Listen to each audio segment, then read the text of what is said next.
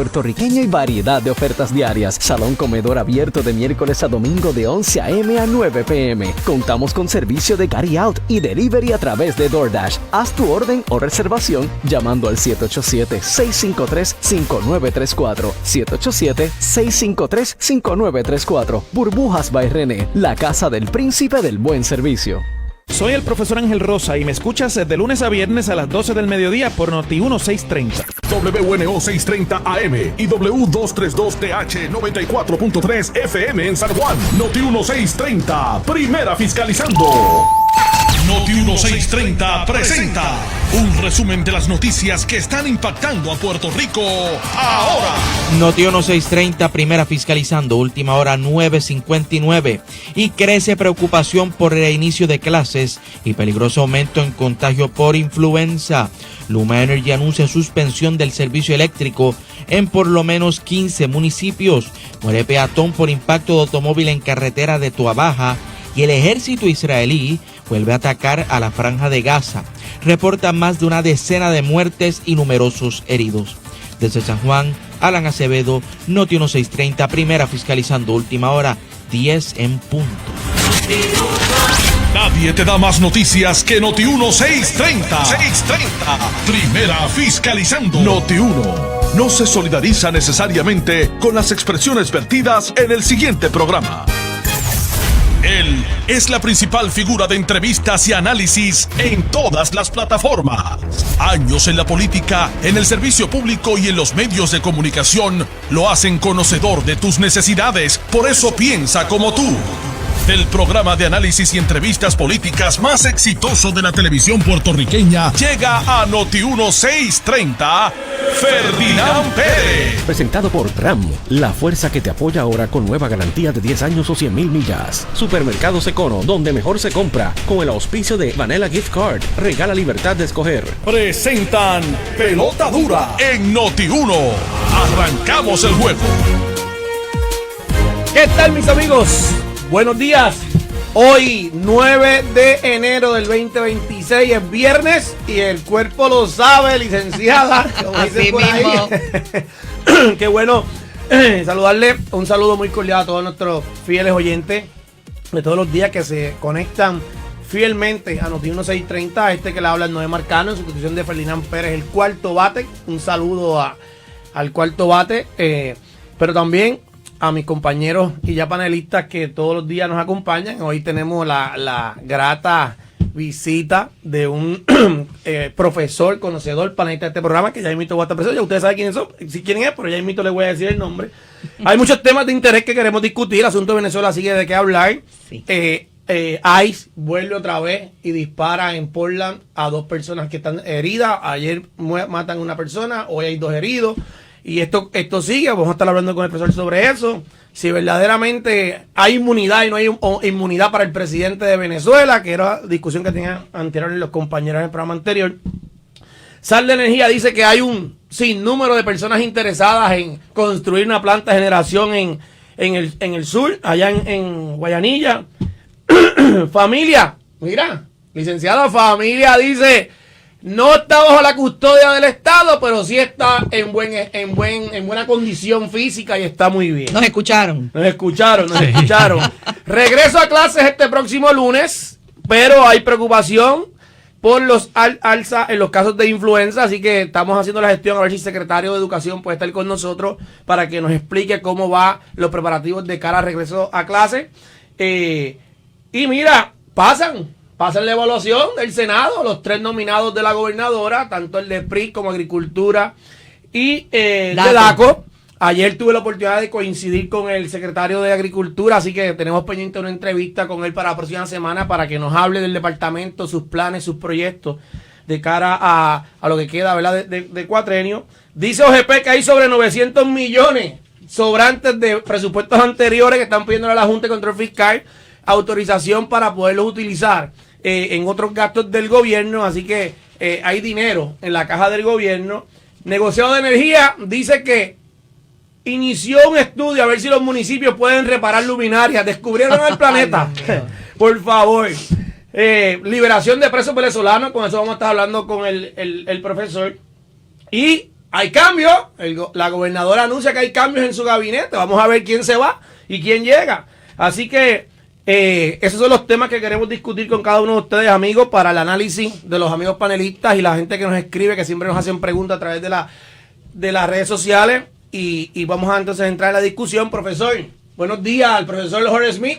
Buenos días y feliz año 2026, que no había estado aquí desde el año pasado. Encantado de estar con ustedes y listo para analizar y conversar sobre estos temas. Ayer dimos una clase de Derecho y vamos con una clase de universidad con el profesor aquí. Así mismo, política internacional. Y bienvenida, ¿verdad? Buenos días, la licenciada Anibel Sloan, que ya nos acompaña, ¿verdad? Todos los días, mayormente de panelista en este programa. Buenos días, licenciada. Buenos días, Noé, al profesor Smith. Buenos días a todos los radioescuchas de Noti 1630 Jugando Pelota Dura, los que nos ven también por Facebook. Y un abrazo bien grande a ese cuarto bate, Ferdinand Pérez. Por supuesto que sí, a todos los demás miembros y panelistas de Jugando Pelota Dura.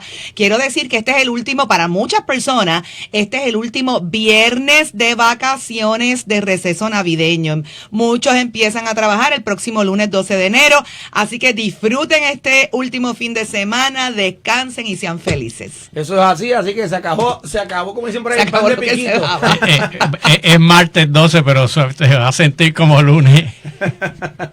Mira, profesor, pero vamos a entrar rápido al juego. Es martes 12, perdóname. Es lunes 12 de enero, es que empieza todo el mundo a trabajar. En muchos sitios el 12 es feriado por el día de hoy. Yo comencé a trabajar, ya. Bueno, nosotros no paramos de trabajar. Nosotros no paramos de trabajar, pero en las otras funciones que hacemos ya yo había comenzado desde este pasado miércoles, ¿verdad? Después del Día de Reyes, comenzamos ya a las funciones y así lo que se le espera, que toda la fuerza trabajadora en Puerto Rico ya esta semana, el lunes, comience todo el mundo, arranque. Igual que las clases también en los colegios privados. Pero el 12 para mucha gente es feriado porque por el día de Hostos, que es el 11 es domingo, pues por eso es que lo digo. Sí. Ok. Por lo menos en la universidad es así. Pero los colegios privados comenzaron hoy, porque mi nena comenzó clase hoy. Empieza el lunes. Sí, eso es así. Así que eso es lo que nos espera, ¿verdad? Ya de cara en el nuevo año, todo el mundo a producir por tener un mejor país, pero vamos a entrar rápido al juego, profesor.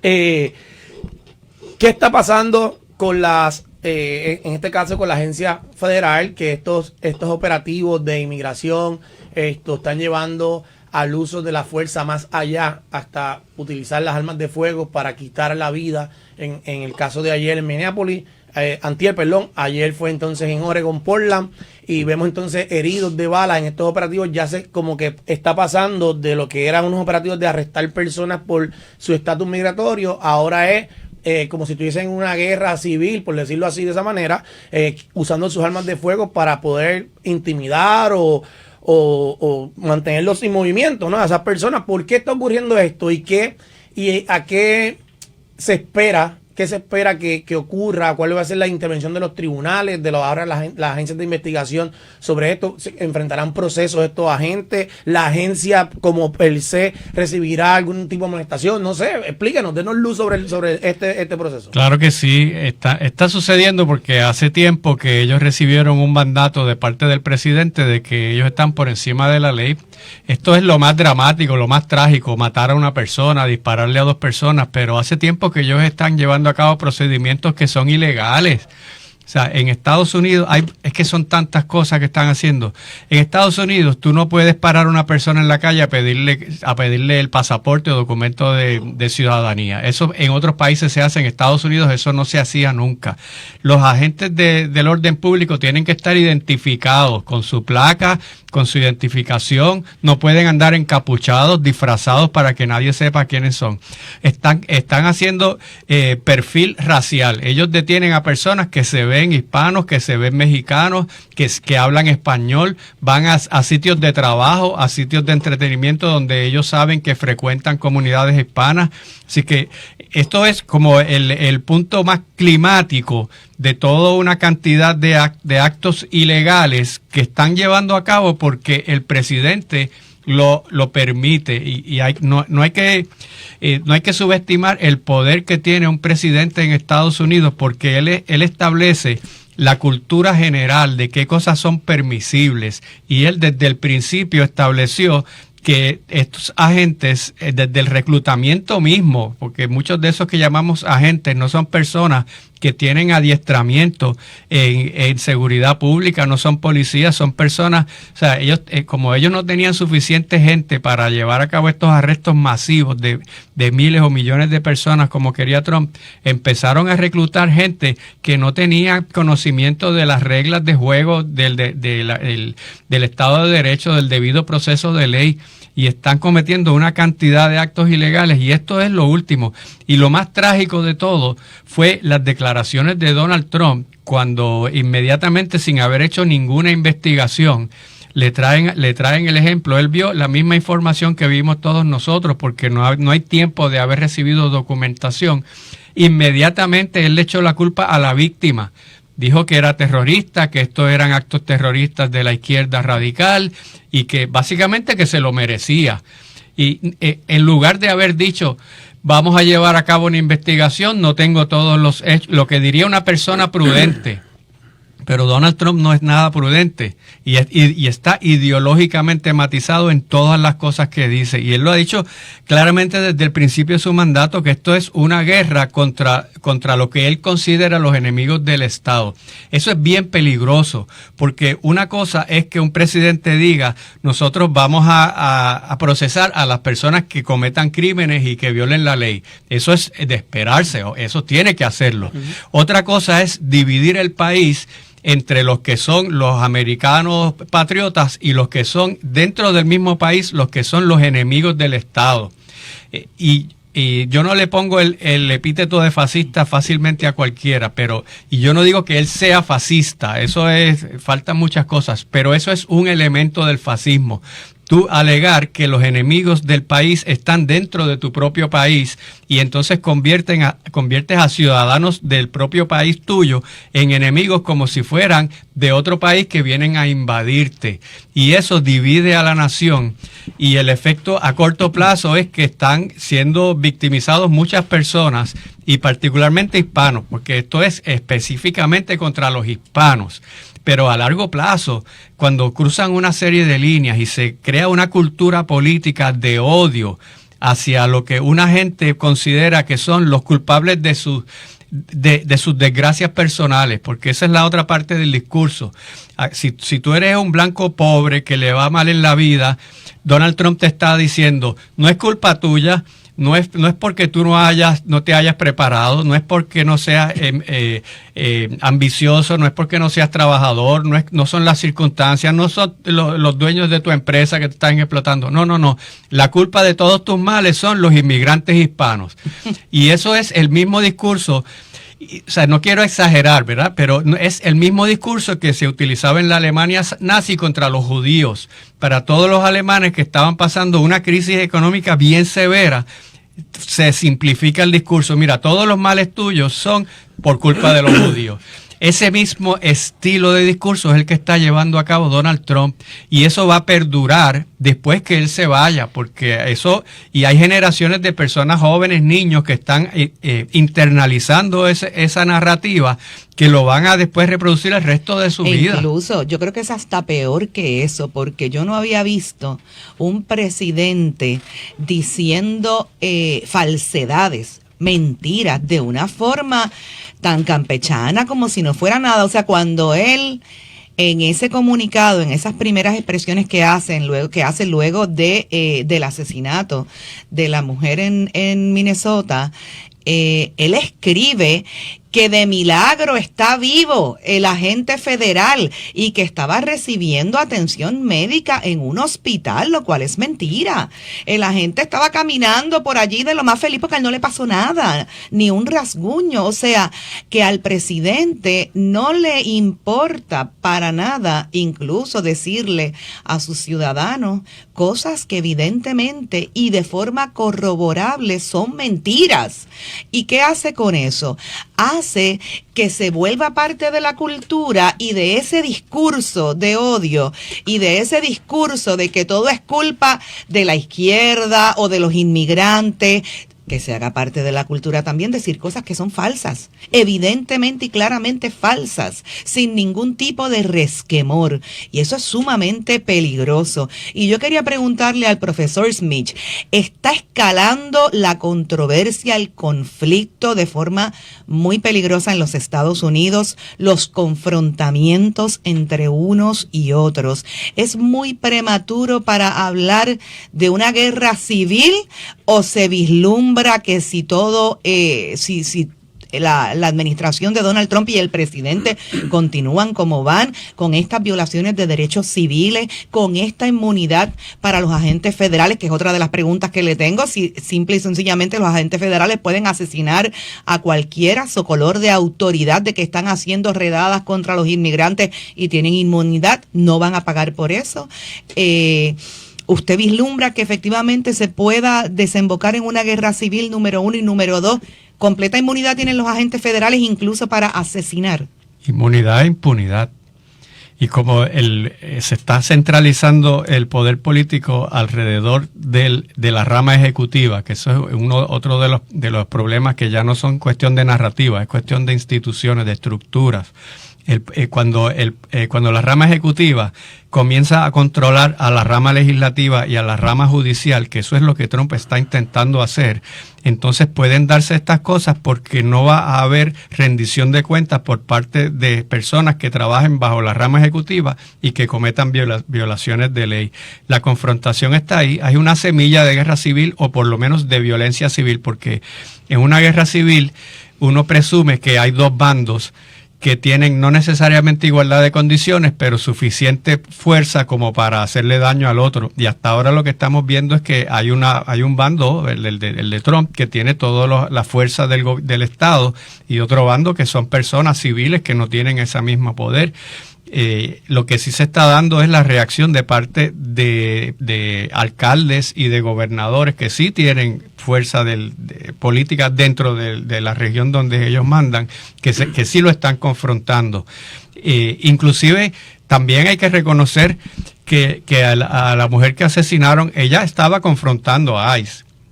Porque hay mucha gente que ya ha decidido que tiene que tomar medidas más agresivas para detener esto, porque ella con su automóvil ella estaba bloqueando el paso para los carros de ICE. Después ella dijo, no, yo me voy a dar reversa, voy a salir de aquí, y ahí por lo que se ve en el video, ¿verdad?, que es lo que todos hemos visto, él le dice, no, usa una mala palabra, y le dice, sal de tu carro y trata de abrirle la puerta, que estaba con seguro, y ahí ella entonces arranca, y el policía que le dispara es uno que estaba dándole la vuelta alrededor del carro filmándola, y él se le puso al frente al bonete, y cuando ella empieza a girar, pues él anda por la esquina izquierda del carro, y él sí la esquiva, él sí hace un movimiento de que la esquiva, pero ella no estaba embistiéndolo, ella estaba yéndose de allí.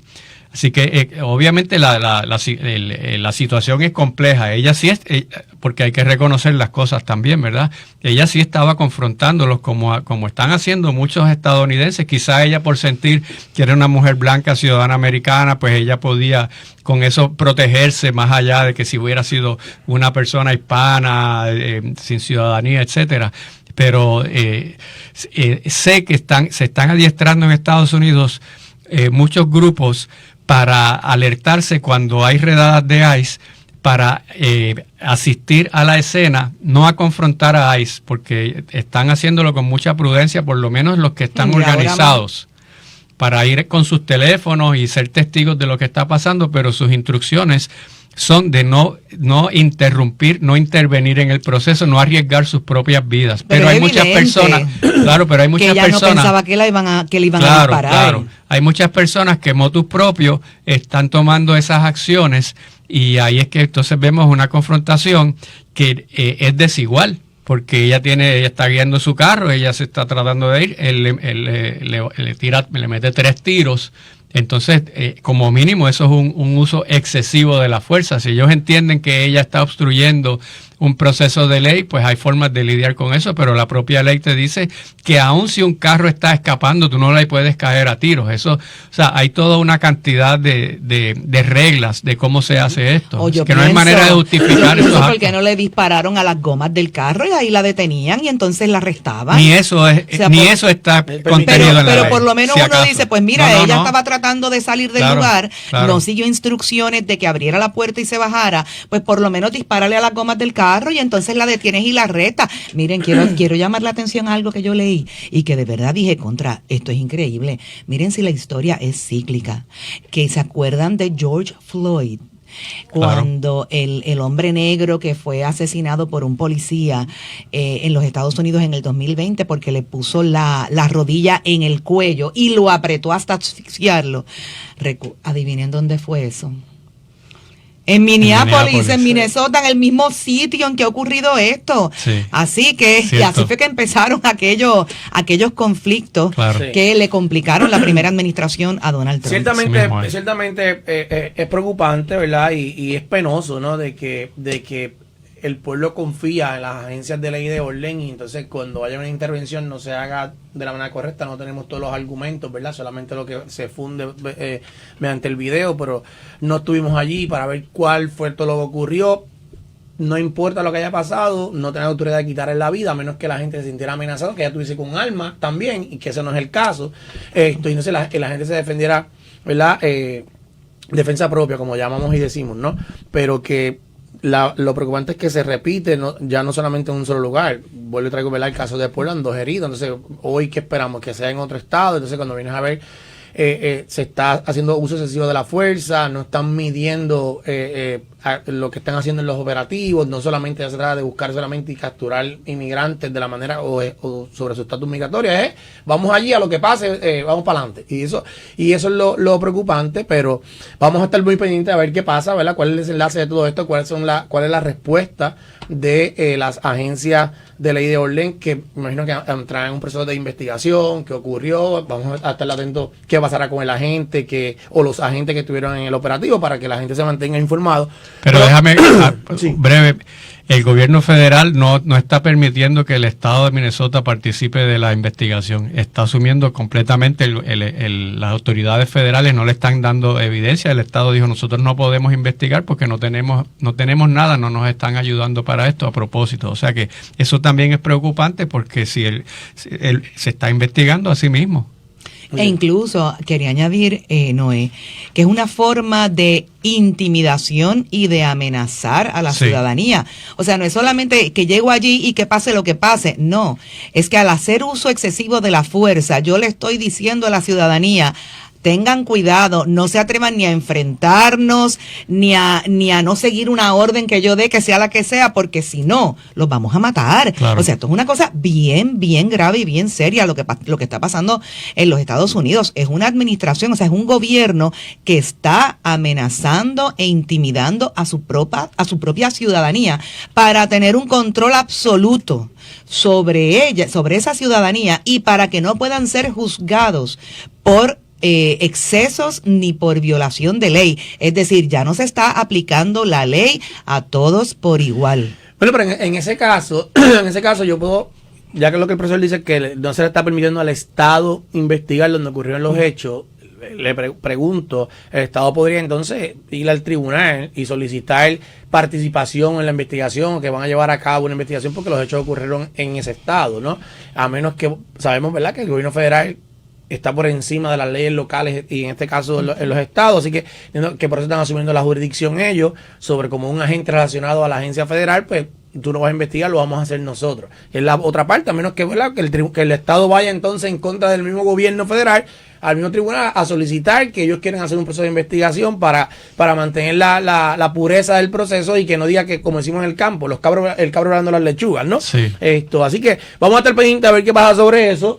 Yo creo que es muy importante y volvemos, y es preocupante. Nosotros somos parte de la nación americana, hemos visto aquí los operativos que se han dado y los sucesos que han pasado. Gracias a Dios eso no ha ocurrido aquí, pero sí se ha denunciado por parte de las personas que no tienen estatus migratorio válido, pues han hecho denuncias sobre el proceso que se ha llevado a cabo, a veces el abuso de la fuerza, que van y tumban puertas y que detienen carros, como dice el profesor, por su color, por su físico. Pero espérate, yo creo que este es de otro lado, no de aquí, vamos a intervenir por con su él, forma de hablar. por su forma de hablar, y obviamente, y aquí en Puerto Rico, como en todos los sitios, pues todo el mundo sabe dónde se concentran, ¿verdad? La mayor población, en este caso, de nuestros hermanos dominicanos, pues sabemos que en Santurce, Río Piedra, y haitianos, tenemos un grupo de venezolanos, colombianos, aquí de todo un poco, ¿no? Sí. Y como ellos, ¿verdad?, se concentran en las mismas áreas, pues se les hace más fácil a las autoridades saber, vamos a ir a tal sitio, porque ahí vamos a tener una gran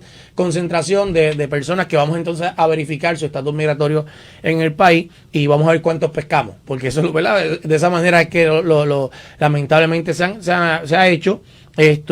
Podemos tener 1000 discusiones de si estamos a favor o en contra de eso, porque en un principio se nos dijo que eran personas que habían cometido delitos, que estaban siendo buscadas por el gobierno. Pero eso abrió la puerta a que era tutiplén, como decimos por ahí, y entonces vimos el efecto en la mano de obra de construcción, en el servicio de hoteles, en servicios, ¿no? Cuando uno va a los sitios como a hoteles o a restaurantes, que mayormente estas personas, estos hermanos dominicanos y otros son los que ofrecen esos servicios y hacen ese tipo de trabajo en la agricultura y en otros aspectos. Pero mira, vamos a regresar, vamos a la pausa ya ahora, pero mira, antes, vamos a la encuesta del día. La encuesta del día es presentada por Adriel Auto, donde consigues tu mejor negocio en un Toyota, Kia o Nissan. Entre y participe, amigo, la encuesta del día auspiciada por Adriel Auto, Kia, Nissan. Y la pregunta que nos hace Adriel es: ¿crees que Venezuela resurgirá económicamente tras la captura de Nicolás Maduro? ¿Usted vote sí o no? Los resultados los estaremos dando a las 11:50, así que entre y vote. Volvemos en breve, amigo. Tú sintonizas la estación del periodista que no tiene paños tibios, Normando Valentín. Escúchalo a las 6 de la mañana en Noti1 630. Y esto no se detiene aquí. En el 2026 venimos con más información, más profundidad y más Noti1. Noti1 630. Primera fiscalizando. Éjele, en Econo estamos ready para el regreso a clases. Caprizón, variedad, caja de 10 unidades a 2 por $5. Y pal desayunito, huevos medianos americanos Econo o Highlander, la docena a 3 por $5. Agua Econo, paquete de 24 botellas de 8 onzas a 2 por $5. Ah, y no puede faltar el detergente líquido con Oxy Econo a $9.98. Consigue todos estos especiales en Supermercados Econo, donde mejor se compra.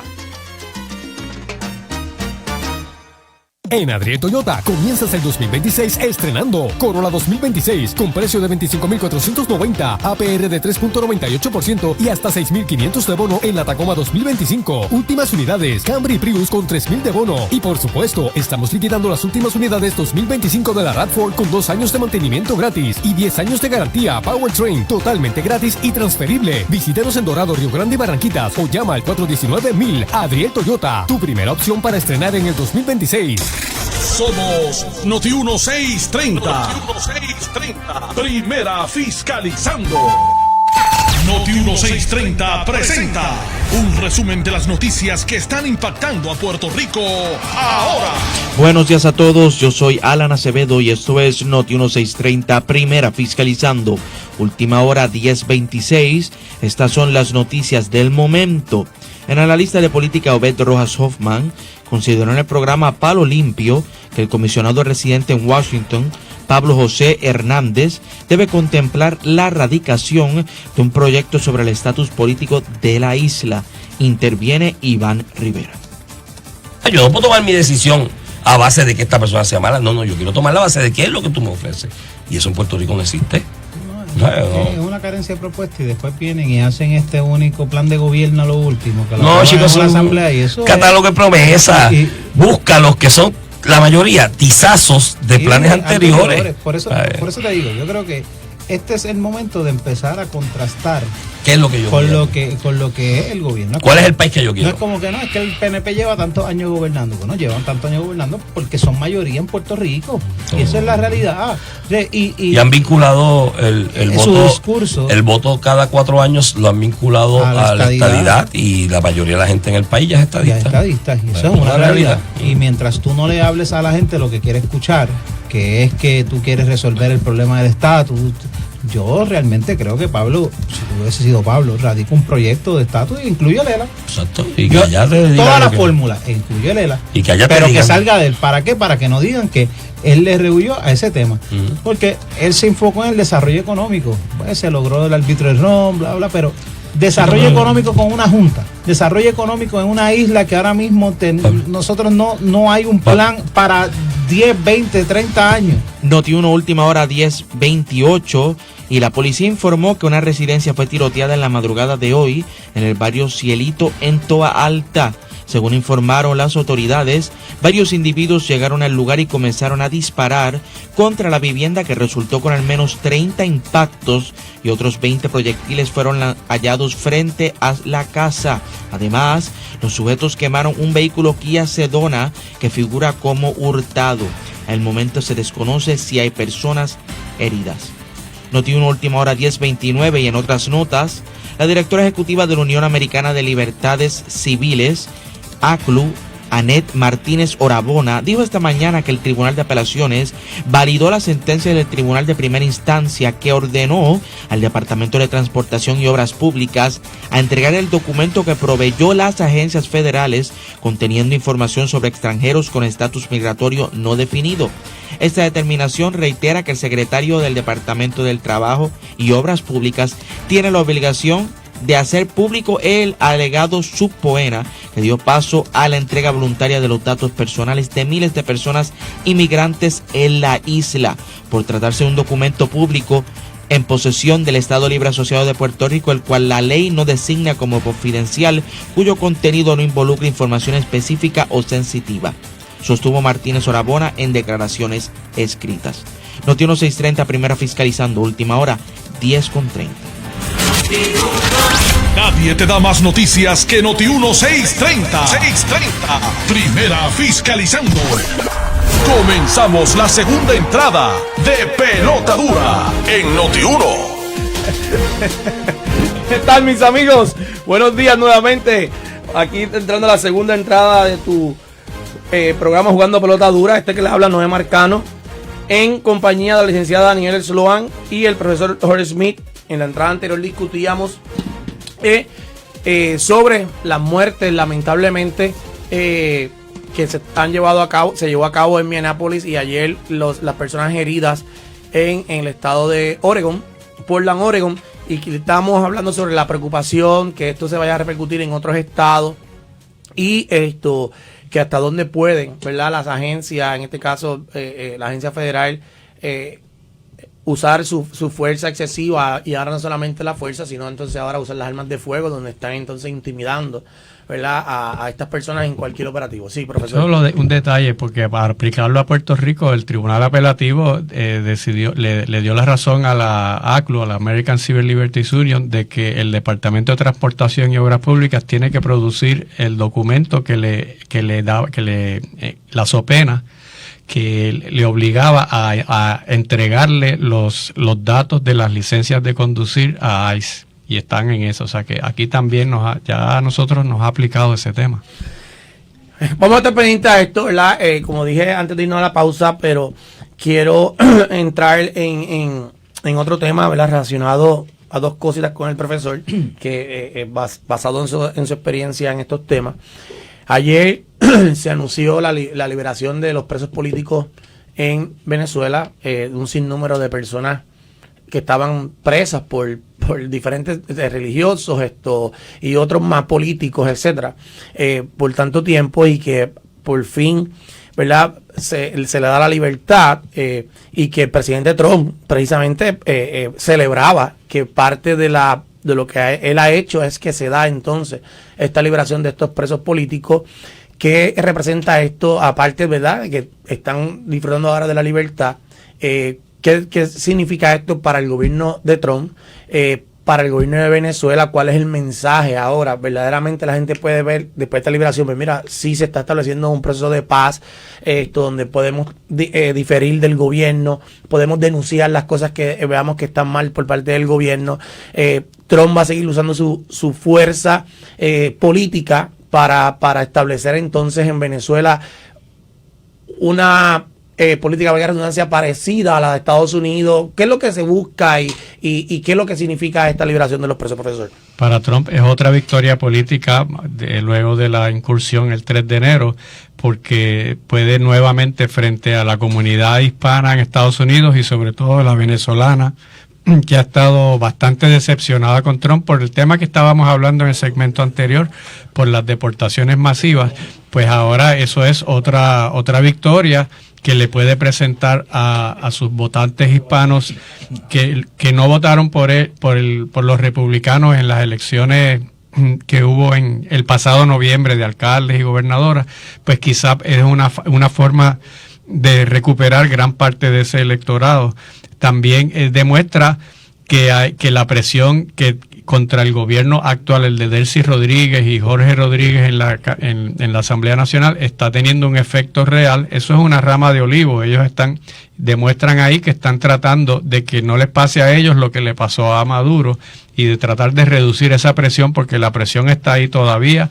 Las sanciones no se han eliminado, el bloqueo naval sigue ahí, siguen controlando los barcos que salgan de allí. Venezuela todavía no puede exportar su petróleo, así que el estrangulamiento económico continúa y representa también una admisión de parte del gobierno venezolano de que sí había presos políticos, aunque lo estuvieron negando todo el tiempo. Eso es un acto simbólico en un sentido, porque fueron muy pocas personas las que salieron de la cárcel realmente, pero sí es un acto importante porque refleja que el gobierno de Delcy Rodríguez está dispuesta a ceder cosas frente a las presiones de Trump, pero lo más importante todavía que no han hecho, ¿verdad?, es desligarse de los lazos con China, con Rusia y con Cuba. Uno puede pensar que eso está bien, que eso está mal, que Venezuela debe tener derecho a relacionarse con quien quiera, pero yo estoy haciendo el análisis objetivo. Eso es lo que la administración de Trump y Rubio quieren que ellos hagan. Y todavía, y sobre todo lo que ellos quieren, ¿verdad?, es que se desmantele el aparato chavista del gobierno, y eso tampoco está pasando, porque básicamente está todo el mundo que estaba en el poder, excepto Maduro y Cilia Flores, todos los demás están ahí. Sí, están ahí, pero están... Perdóname, sí, licenciada, es que vamos a parar un momentito el tema de lo de, ¿verdad?, Venezuela y lo que estamos hablando, porque tenemos en línea telefónica al secretario de Educación para que nos hable, ¿verdad?, que fue uno de los temas que traje al principio, para que nos hable sobre el regreso a escuelas y sobre la preocupación que hay del alza de los casos de influenza en el país, pero para que nos hable cómo va y de cara a este nuevo inicio escolar, ahora el segundo semestre. Le damos la bienvenida al secretario de Educación, Eliezer Ramos. ¿Cómo está? Buenos días, secretario. Saludos y felicidades. Hola, saludos, buen día a todos, felicidades a todos los amigos allá de Jugando Pelotadura y quienes nos están escuchando.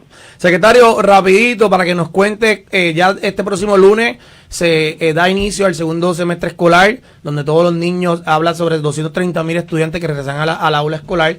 ¿Cómo está las escuelas? ¿Están al día? ¿Están los maestros listos para recibir sus estudiantes? ¿Y cuál es el plan o el protocolo que se está llevando a cabo por parte del Departamento de Educación para atender la situación preocupante de los alzas de los casos de influenza? Mira, en primer lugar, sobre el calendario, nuestros maestros, ¿verdad?, ya se presentaron desde el día de ayer, así que esto nos permitió un poco conocer, ¿verdad?, el estado actual de las escuelas luego de un cierre de 2 semanas. En cada una de ellas, hasta el momento, todo está fluyendo con normalidad, recibieron adiestramiento profesional. Hoy están los padres, madres y encargados visitando la escuela, recogiendo notas, poniéndose al día con los maestros y preparándose para que este próximo lunes 12 de enero nuestros estudiantes pisen la escuela y comencemos lo que es formalmente el inicio de clases para este 2026. En términos de infraestructura, ¿verdad? Yo he sido súper claro y súper enfático. Hay cosas que van a trascender durante estos años. Nosotros seguimos trabajando el tema de sellados de techo. Ayer precisamente la Oficina de Gerencia y Presupuesto anunció una asignación y una extensión de fondos por parte de la Junta de Supervisión Fiscal para continuar esos trabajos de sellados de techo. Igualmente se está haciendo una identificación de fondos adicionales para seguir atendiendo el tema de canchas, que sabemos que muchas de ellas quedaron muy deterioradas luego de María, y no vamos a esperar, ¿verdad?, por la consecución o conclusión de los trabajos que se están haciendo con FEMA. Sabemos que el dinero no da para todo, así que estamos haciendo asignaciones estatales. Este semestre va a haber inauguraciones de canchas, va a haber inauguraciones igualmente y reconstrucción de escuelas que se van a comenzar a entregar. En términos generales, todas nuestras escuelas van a comenzar este próximo lunes. Esta semana, de las situaciones graves que hemos reportado, ayer reportamos incidencias relacionadas con electricidad en 6 escuelas a nivel isla y una relacionada con pozos sépticos. La del pozo séptico se están culminando ya los trabajos en el día de hoy. Ayer, de esas 6 escuelas, 2 se lograron encender, ¿verdad? Y los temas de electricidad trascienden temas de sobrecargas eléctricas por aire acondicionado. Tenemos una escuela relacionada con un panal de abejas que se estaba removiendo para poder hacer unas reparaciones leves en esa subestación. Igualmente fluctuaciones de voltaje que se están atendiendo con Luma. Pero en términos generales, todas estas escuelas se prevén que esas situaciones se puedan atender de aquí al lunes, salvo una escuela en Vega Alta, la Llena de Gracia, que va a continuar operando con generador por piezas que no han llegado para poder reparar la subestación. Esta escuela sí terminó el año pasado. Esperamos que no sea un tema de mucho más tiempo. Confiamos, ¿verdad?, en que la Autoridad de Edificios Públicos pueda completar estos trabajos la próxima semana. En términos de nombramiento, el departamento ha logrado estabilizar sus recursos humanos, un tema que trascendía todos los inicios de curso escolar. Obviamente temas de permanencia, el tema de las prórrogas, los incentivos que se han dado para que los maestros puedan completar sus cursos de certificación y con ellos mantenerlos en el sistema condicionados a que terminen, ¿verdad?, los requisitos para la otorgación de eventuales permanencias.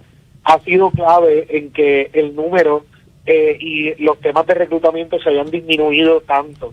Hoy por hoy, ¿verdad?, a diciembre, a este próximo lunes, se han estado reclutando unos 120 maestros de distintas formas, tanto por el registro de turnos de maestros que cuentan con todos los requisitos, como por reclutamiento especial, de acuerdo a las áreas geográficas y las áreas de especialidad de estos maestros. Esperamos que no sea un reto mayor para ninguna escuela, puesto que igualmente tenemos el programa de maestros sustitutos, que está operando y ha estado funcionando con normalidad durante estos meses. Así que en la eventualidad de que alguna escuela, porque renuncias se producen todos los días, hablamos de una plantilla de maestros de sobre 23,000 maestros, así que hablamos de un número sumamente reducido, pero igualmente situaciones que hay que atender todos los días, licencias de maternidad, enfermedad, situaciones extraordinarias o renuncias esporádicas que ocurren en las escuelas. Secretario, qué bueno que no, esa era una de mis preguntas, porque sabemos, ¿verdad?, que todos los años es como algo cultural, cuando va el comienzo de escuela, que si falta un asistente, un T1, los famosos T1, y si esa persona ya está nombrado, no, yo sé que ha mermado mucho, ¿verdad?, esa crítica posiblemente que se le hacía siempre al departamento, pero trajo 2 temas muy importantes. Número 1, el maestro sustituto. Aquí nosotros hemos discutido a la saciedad, en el caso de las madres solteras, que a veces son las jefas de familia, entonces cuenta con que el nene está en la escuela para yo poder irme a trabajar, y entonces pues, de momento tengo que salir del trabajo a buscar a mi niño porque el maestro no vino, entonces me afecta en mi empleo. Desde esa presencia del maestro sustituto, ¿está implementada en todas las escuelas o comenzó un proyecto en algunas escuelas? ¿Cuál es el estatus? El proyecto es uno generalizado. Cada una de las regiones tiene su banco de recursos que están identificados igualmente por municipios. Así que cada persona, cuando solicite y llena contrato para trabajar a través de este programa de maestros sustitutos, deja saber las áreas geográficas a las que puede llegar, para que una vez se active, tome el caso y pueda llegar a la escuela. Sabemos que hay situaciones que a veces se tienen que atender del mismo día para el mismo día, ¿verdad? Siempre la exhortación al director escolar que mientras más temprano pueda avisarlo, más rápido puede llegar un recurso, y que no lo deje de utilizar, ¿verdad? Hay veces que llegó el día, nos enteramos a las 7:30 de la mañana que X maestros no llega, y damos por sentado que no va a llegar y no activan el proceso. Así que el llamado es a que sí activen ese proceso, porque ya sea a las 10 de la mañana, a las 10:30, pues podemos contar con un recurso ya en la escuela que pueda normalizar las labores allí.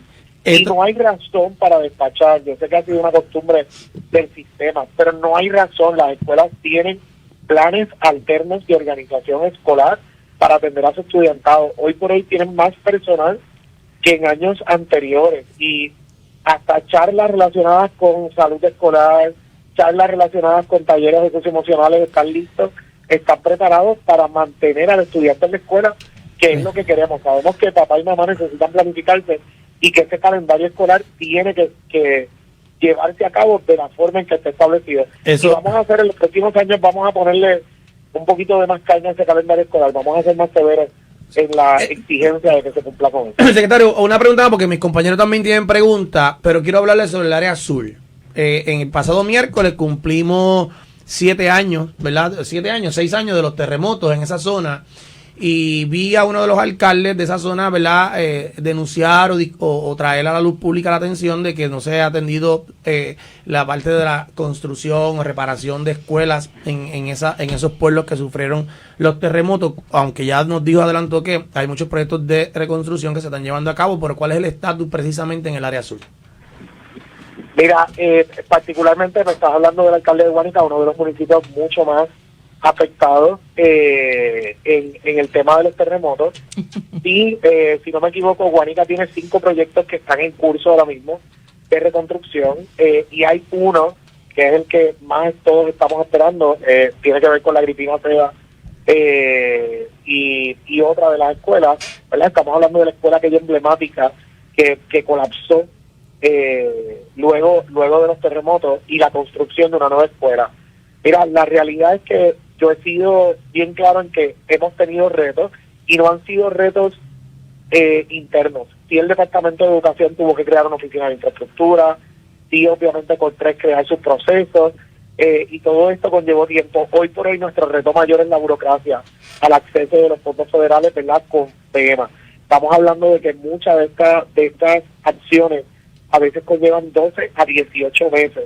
Y en este caso, por ejemplo, esa escuela particular, hubo que recurrir en primera instancia para declarar la necesidad de una sustitución completa de edificios, la demolición de los edificios que quedaron de pie, y luego ahora estamos procediendo con lo que es la solicitud, ¿verdad?, formal de lo que es el proyecto de nueva reconstrucción. Nosotros esperamos que este año, ¿verdad?, se aceleren los procesos. Ha habido muy buena comunicación y colaboración con el equipo de FEMA, no puedo decir que no. Obviamente son cosas técnicas, ¿verdad?, evaluaciones ambientales, evaluaciones de edificios antiguos. En muchas de estas cosas, yo he dado el ejemplo, por ejemplo, de la República de Costa Rica, que ha sido, en Caguas, ha sido muy mencionada por los medios noticiosos porque hay una necesidad clara y patente y una matrícula sumamente grande en esta escuela. Y queremos construir una escuela nueva. En el 2022, yo logré asignar, ¿verdad?, se logró asignar de fondos estatales $1 millón para adelantar la actualización del diseño de esta escuela. Y al día de hoy no tenemos la aprobación de FEMA. Ha sido bastante cuesta arriba cruzar toda esta burocracia hasta tener permisos.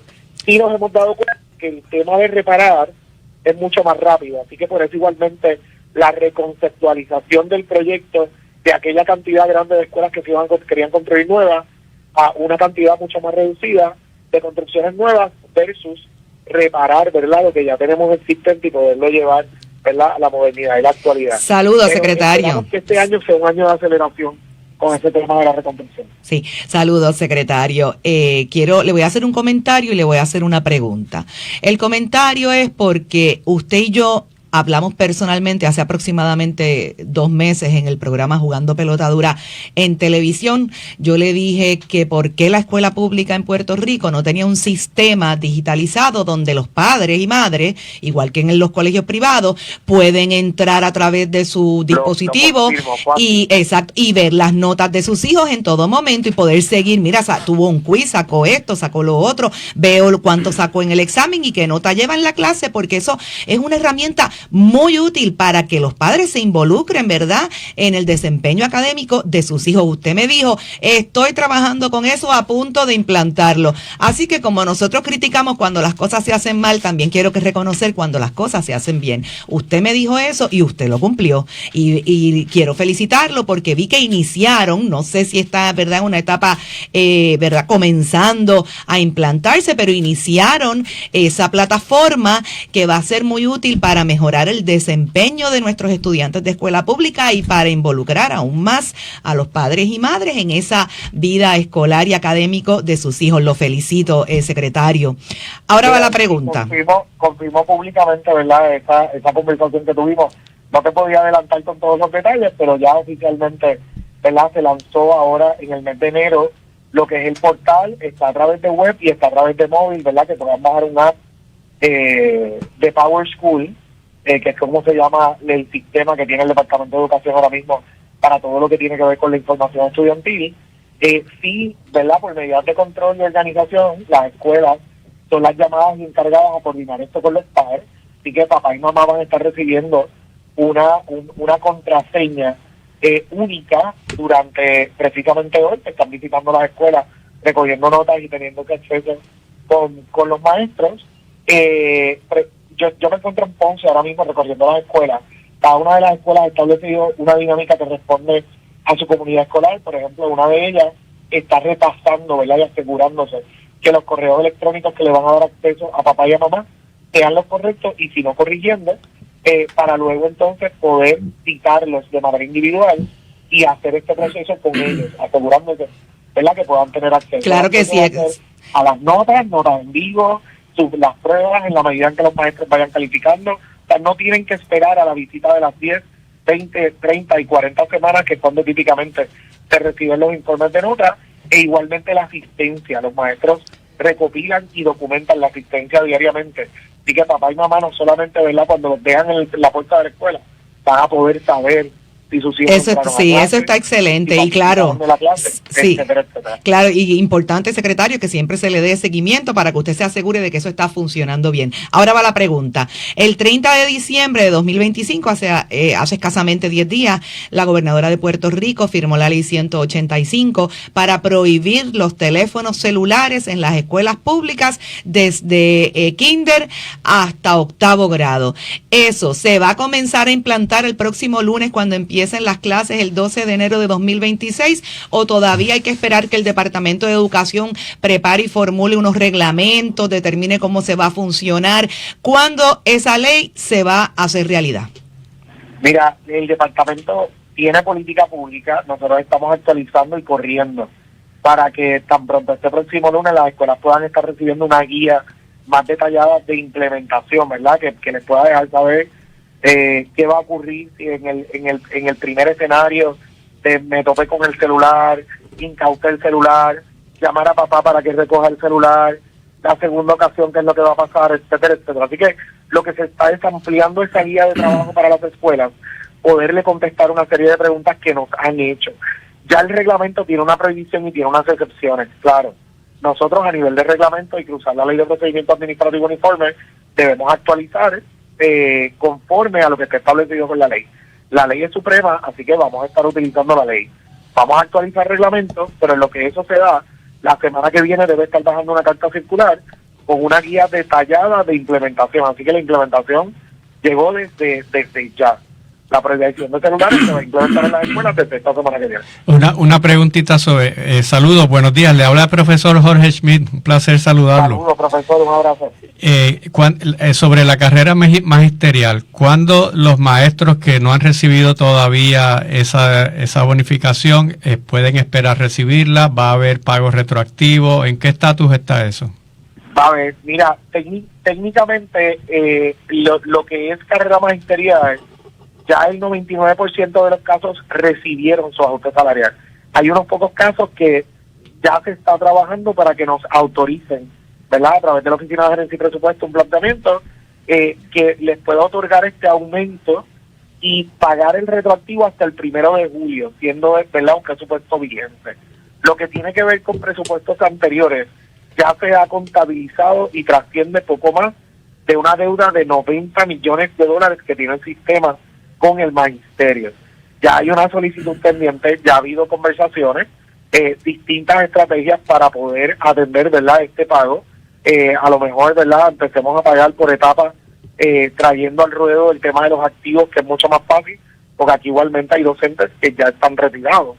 Así que eso conlleva cambios en lo que es su retiro probablemente.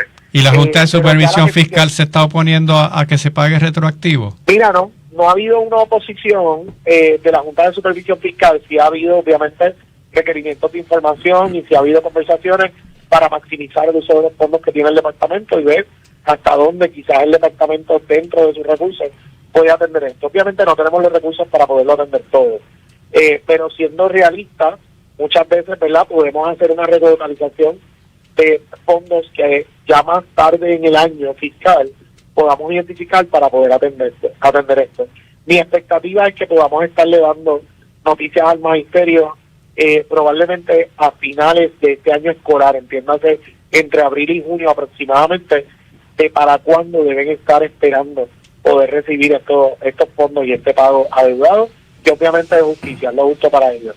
Pero igualmente estamos trabajando otras iniciativas, ¿verdad?, mirando si la ley de carga magisterial es lo justo, es lo que debemos mantener, si debemos ver el tema de escalas salariales para el magisterio de una manera diferente y compensar no solamente el desarrollo profesional de estos maestros, sino igualmente la retención y la buena ejecutoria que se esté dando, ¿verdad?, aquellos maestros que trascienden de lo que es la labor ordinaria. Ver distintas formas. Reconocemos que el sistema que tenemos actual no necesariamente es justo para todo el magisterio, así que estamos mirando alternativas. Secretario, quiero agradecerle, ¿verdad?, su intervención y contestar nuestras preguntas aquí de Jugando Pelota Dura de cara al inicio escolar, así que a nombre de Ferdinand Pérez y del equipo de Pelota Dura, gracias por acceder a nuestros micrófonos y contestar las preguntas para que el magisterio, los padres que van ya este próximo lunes a nuevamente llevar sus hijos a la aula escolar, tienen ya un panorama más claro y qué es lo que se espera, cuáles son los proyectos, la reconstrucción. Así que agradecido, secretario, por su intervención. Ya escucharon, mis amigos, estamos listos para el comienzo de escuela y el secretario está por Ponce. Así que mire, vamos a decirle al secretario, mire, hay resoluciones que se disfrutan más cuando se comprometen, se comparten. Y Global Matres tiene de todo para el descanso en familia. Llévate tu matres Sweet Dream Queen por solo $299 y recibe el Boss Spring gratis. Compra un matres Happy Dream y recibe un segundo matres gratis de igual o menor precio. Profesor, llévate el matres Body Comfort Classic por solo $699 en todos los tamaños. Sube el nivel como descansa con el combo más buscado desde $799, matres Body Comfort Classic más cama ajustable Global Restore. Haz tu compra con nuestro financiamiento hasta 60 meses y Leaway disponible. Llama ahora al 279-9000 para más información. Solo hasta el 13 de enero aplican restricciones, amigos. Vamos a la pausa y regresamos a la tercera entrada del juego. Cada vez que te pregunten, tú escuchas Noti1 630, la número 1, fiscalizando a todos por igual. En Noti1 te tomamos en cuenta. De lunes a viernes, escucha en Pelota Dura a Ferdinand Pérez tomando el pulso de ustedes, el pueblo, con la encuesta del día. Una presentación exclusiva de Adriel Auto, donde consigues tu mejor negocio en un Toyota, Kia o Nissan. La encuesta del día en Pelota Dura, lunes a viernes a las 10 de la mañana en Noti1 630. Primera fiscalizando. Este sábado 10 de enero sintoniza Héroes de Puerto Rico, Veteranos Somos Uno con el profesor José Irizarry por Noti1 630 AM, 1630 AM, de 2 a 3 de la tarde. Hablaremos sobre las resoluciones del 2026, la salud integral del veterano, actividad física, bienestar mental y espiritualidad. Una hora para inspirarnos y construir un mejor Puerto Rico. Veteranos Somos Uno, donde el veterano siempre es número uno. Soy Carmen Jovet y tú me escuchas de lunes a viernes a las 3 de la tarde por Noti1 630. WNO 630 AM y W232TH 94.3 FM en San Juan. Noti1 630, primera fiscalizando. Estos son los titulares de impacto de Noti 1630. Noti 1630, primera fiscalizando, última hora 10:56. Luma Energy anuncia apagones selectivos en unos 15 municipios. La causa se la decimos en breve. No se muevan del 630 y notiuno.com. Federales mantienen cacería de pistoleros de poderosa organización de narcotraficantes que opera en San Juan y otros municipios. Policía mantiene activa alerta Chanti tras reportarse desaparición de hombre en el área de Moca. Y Estados Unidos incauta otro barco petrolero en el Mar Caribe. Amplia información más adelante. Desde San Juan, Alan Acevedo, Noti 1630, primera fiscalizando, última hora 10:57. Nadie te da más noticias que Noti 1630. 630. Primera fiscalizando. Noti 1 no se solidariza necesariamente con las expresiones vertidas en el siguiente programa. Comenzamos la tercera entrada de Pelota Dura en Noti 1. ¿Qué tal, mis amigos? Buenos días. Continuamos en la tercera entrada de tu programa Jugando Pelota Dura. Este que le habla Noé Marcano, en sustitución de Ferdinand Pérez, acompañado de la licenciada Anibel Sloan y del profesor Jorge Smith. Y antes de la entrevista con el secretario de Educación, que verdad quisimos coordinarla para que todos los radioescuchas tuvieran la información y no tuviesen preocupación de cara al inicio escolar. Y una vez más, ¿verdad? Agradezco al secretario por acceder y poder explicarnos con calma sobre lo que los planes del departamento, el proyecto, y el estatus del departamento en los nombramientos, en lo que, ¿verdad? Como decía, que todos los años escuchamos que falta el asistente del maestro, que falta el T1 de educación especial, que si a aquellos profesionales no se les paga, que si lo que estamos acostumbrados ya a escuchar esos temas, pues creo que el secretario ha hecho un trabajo excelente en el departamento, tiene estabilizado el departamento y ahora mismo estaba por Ponce.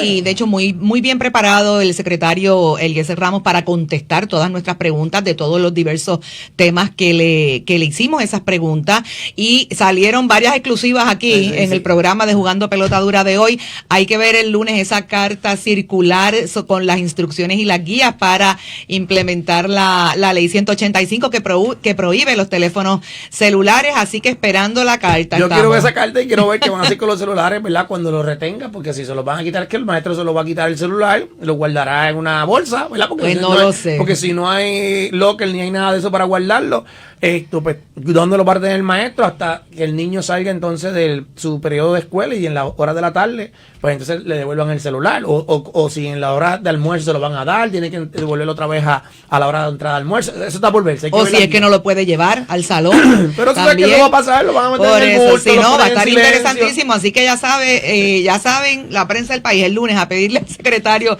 la carta con las instrucciones sobre los celulares hasta 8º grado. No, sí, pero estábamos hablando también, ¿verdad? Antes, que es lo que quería decir, que antes de la entrevista con el secretario, la situación de lo que significa con el profesor Jorge Smith, lo que significa la liberación de los presos políticos, cuál es el panorama ahora, la presidenta que está interina allí, pues entonces podemos ver que está recibiendo órdenes, instrucciones del gobierno de Donald Trump a través del secretario de Estado, Marco Rubio, y que entonces ahora estamos claros que eso conlleva una victoria más para Trump.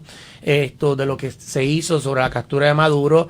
Vi en el periódico también que el vecino Petro dice que entabló una comunicación con el presidente Trump y Trump también así lo hace, lo certifica a través de su cuenta de las redes sociales. Así que creo que la presión del gobierno americano está dando resultados, queramos verlos positivos o no positivos, pero sí hay movimiento en los países de latinoamericanos. Sí, definitivamente la forma en que se está conduciendo la presidenta interina Delcy Rodríguez demuestra que quiere quedarse ahí, que tiene un interés de quedarse como presidenta porque está accediendo, por supuesto, primero a las peticiones de Donald Trump y segundo, a la forma en que los Estados Unidos espera que ella se comporte. Por eso le quería preguntar al profesor Jorge Smith, en su experiencia y la lectura que le da a esa conducta de Delcy Rodríguez. Muchas personas piensan y lo comparten en las redes sociales que fue ella quien traicionó a Nicolás Maduro. ¿Usted tiene esa misma opinión? Pues es muy posible, si no fue ella, definitivamente las Fuerzas Armadas venezolanas no protegieron a Nicolás Maduro. Los que sí dieron la vida protegiéndolo fueron los cubanos, 32 cubanos. Hicieron lo que no hicieron los militares venezolanos, que fue exponerse hasta sus propias vidas. Se rumora mucho que ella lo traicionó, ella y su hermano Jorge Rodríguez, porque él es el más conocido. Ahí se dice que el cerebro detrás de eso, más que ella, es él. Y es muy probable, y si eso es así, entonces va a tener problemas dentro del propio aparato chavista, porque hay muchas personas que están muy descontentas con que esto haya sucedido. Diosdado Cabello, Vladimir Padrino, ellos no están cediendo de la misma manera que Delcy Rodríguez. Y yo veo muy difícil que ella pueda continuar a largo plazo como presidenta del país, porque ella no puede estar jugando los dos bandos a la misma vez. Por un lado está cediendo, está concediendo cosas, pero por otro lado su retórica para las gradas, ¿verdad? Para la gente que la puso a ella allí, sigue siendo de línea dura. Inclusive se habla de que hay represión en contra de personas que apoyen el golpe contra Maduro, que lo celebren. Entonces, ella ahora mismo a corto plazo, ella está ahí, pero está en una posición bien tenue. Y si ella decide que va completamente a seguir las directrices de Washington, entonces se expone a crear unos enemigos muy fuertes dentro de la propia Venezuela, que todavía están a cargo de las estructuras de poder. Se expone a un golpe de Estado. Ahí donde voy, pero perdón que le interrumpa. Sí. Porque, ¿cómo va a ser viable? Porque el mensaje de Trump dice que si no, ¿cómo fue que dijo? Que si no hacen lo que ellos le solicitan, la va a pasar muy mal. Peor, dijo. ¿Y cómo puede ser peor?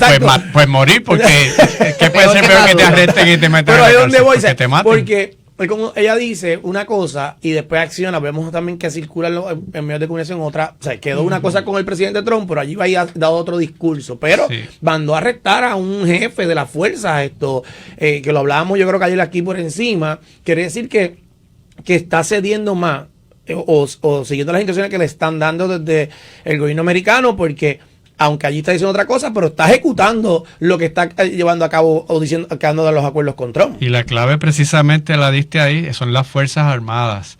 Y Venezuela no está unida ahora mismo, hay dos bandos. Entonces, la pregunta, lo que de fuera es difícil ver porque no estamos allí, es cuán unidas están las Fuerzas Armadas apoyando a Delcy Rodríguez.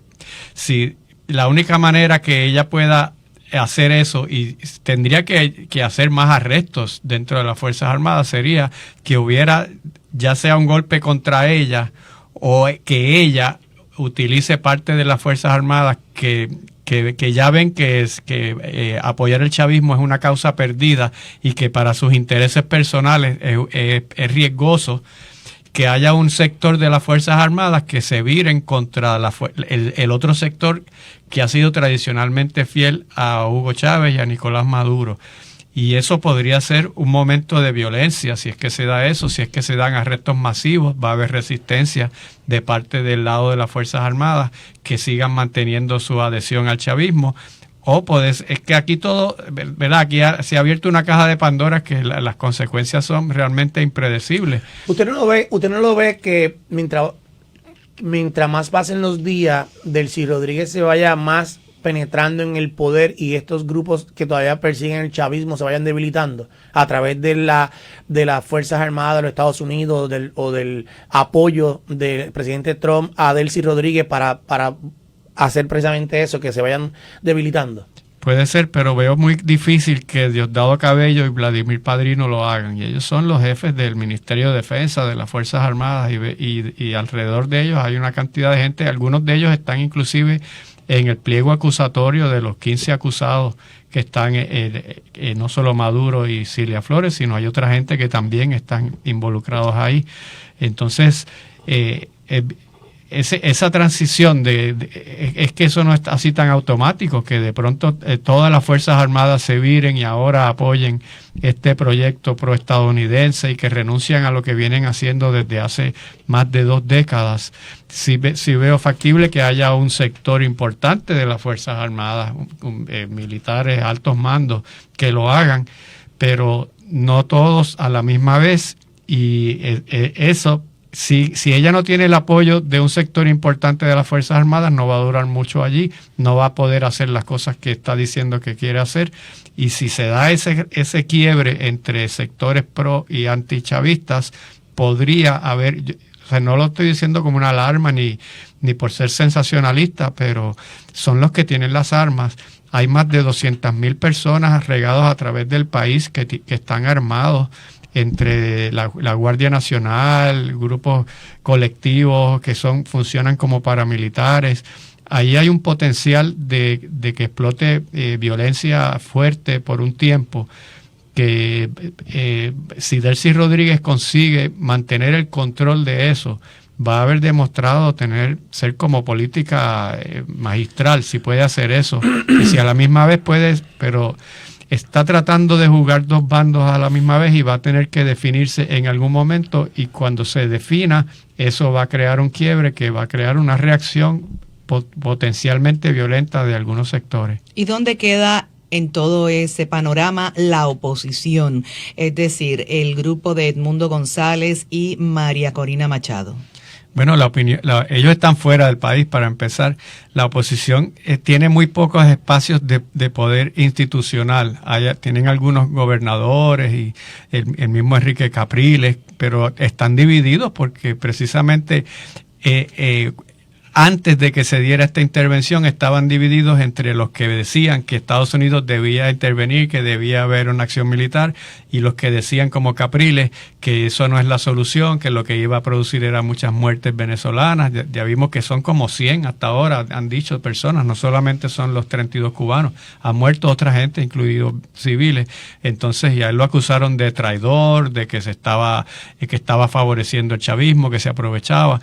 La oposición no está unificada en cuanto a estaban unificados para las elecciones, votaron y se juntaron, pero en cuanto a cómo lidiar con esta nueva coyuntura, eso no se ha dado, y en ese sentido, pues Donald Trump tenía razón cuando dijo: María Corina Machado, Edmundo González llegan allí y no van a tener la capacidad ahora mismo de ejercer control sobre el gobierno. Lo que me pareció una traición fue que él dijo que ella no tenía el respeto de la población, que ella iba a ser incapaz, porque él pudo haber dicho: ahora mismo, en este momento, ella no puede asumir el control porque las condiciones no se dan, pero eventualmente, si el proceso de transición se va dando, ella debería ser la persona, o Edmundo González. Eso no fue lo que él dijo. Él la descartó a ella de plano. Dijo: una buena persona, pero ella no es. Profesor, quiero hacerle la siguiente pregunta muy importante, porque ante las expresiones que siguen haciendo los altos funcionarios del gobierno de Estados Unidos, entre ellos el vicepresidente J.D. Vance, el senador Rick Scott, sobre la expansión de los Estados Unidos en América Latina, ¿hay realmente un riesgo de que pase lo mismo en México, Cuba y Colombia? De que pase en algún otro sitio hay un riesgo grande. Mira, la doctrina Monroe es del siglo XIX, cuando había imperios, no imperios así en sentido simbólico, sino literalmente se llamaba imperio británico, imperio francés, imperio ruso, imperio japonés, se llamaban literalmente así. En América Latina, la doctrina Monroe no trae recuerdos gratos. Nosotros llevamos hablando de la doctrina Monroe como si fuera algo neutral, pero la historia latinoamericana no es grata cuando recuerdan, porque eso era una justificación para intervenciones, algunas directas militares, otras indirectas a través de personas dentro de los gobiernos. Entonces, uno puede especular cuál puede ser la próxima intervención. Colombia es poco probable porque Colombia tiene elecciones y el Estado colombiano no se transformó como se transformó el Estado venezolano. Hay un presidente de izquierda, pero el Estado colombiano sigue siendo el mismo. Y ya hubo conversación, profesor, ahí hoy salen los medios que ya que fue amistoso, positivo el diálogo de Trump y Petro. Sí, el mismo Trump dijo que es simpático, que bueno, o sea, que Petro ahí demostró mucha astucia política porque él dijo, espérate, antes de que yo no voy a seguir el libreto de Maduro porque mira hasta dónde vamos. Pero eso es una manera también de Petro echar hacia atrás porque él había tenido palabras bien fuertes contra Trump y eso es una manera de admitir que tiene miedo de que le pase lo mismo y que más vale que negocien con él. El caso de Cuba yo creo que podría ser el próximo candidato a empezar a recibir presiones económicas y empezar a repetirse un poco esto. Claro, Cuba es diferente, pero ahí es donde yo veo que puede venir la próxima acción agresiva de parte de Estados Unidos y aplicarle la doctrina Monroe, porque Cuba no tiene el apoyo que tuvo en un momento dado con la Unión Soviética, que era eso fue lo que detuvo una agresión militar estadounidense a Cuba.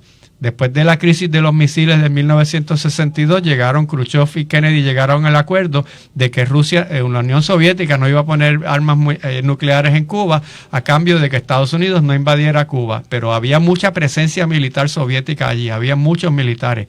Eso no está ocurriendo ahora mismo en Cuba. Hay alguna presencia rusa, pero nada que ver con lo que tenía la Unión Soviética. Así que digo esto porque no es que yo esté promoviendo que suceda, pero una intervención militar de Estados Unidos en Cuba hoy no representa lo que hubiera representado hace 30 o 40 años, que era una guerra contra la Unión Soviética.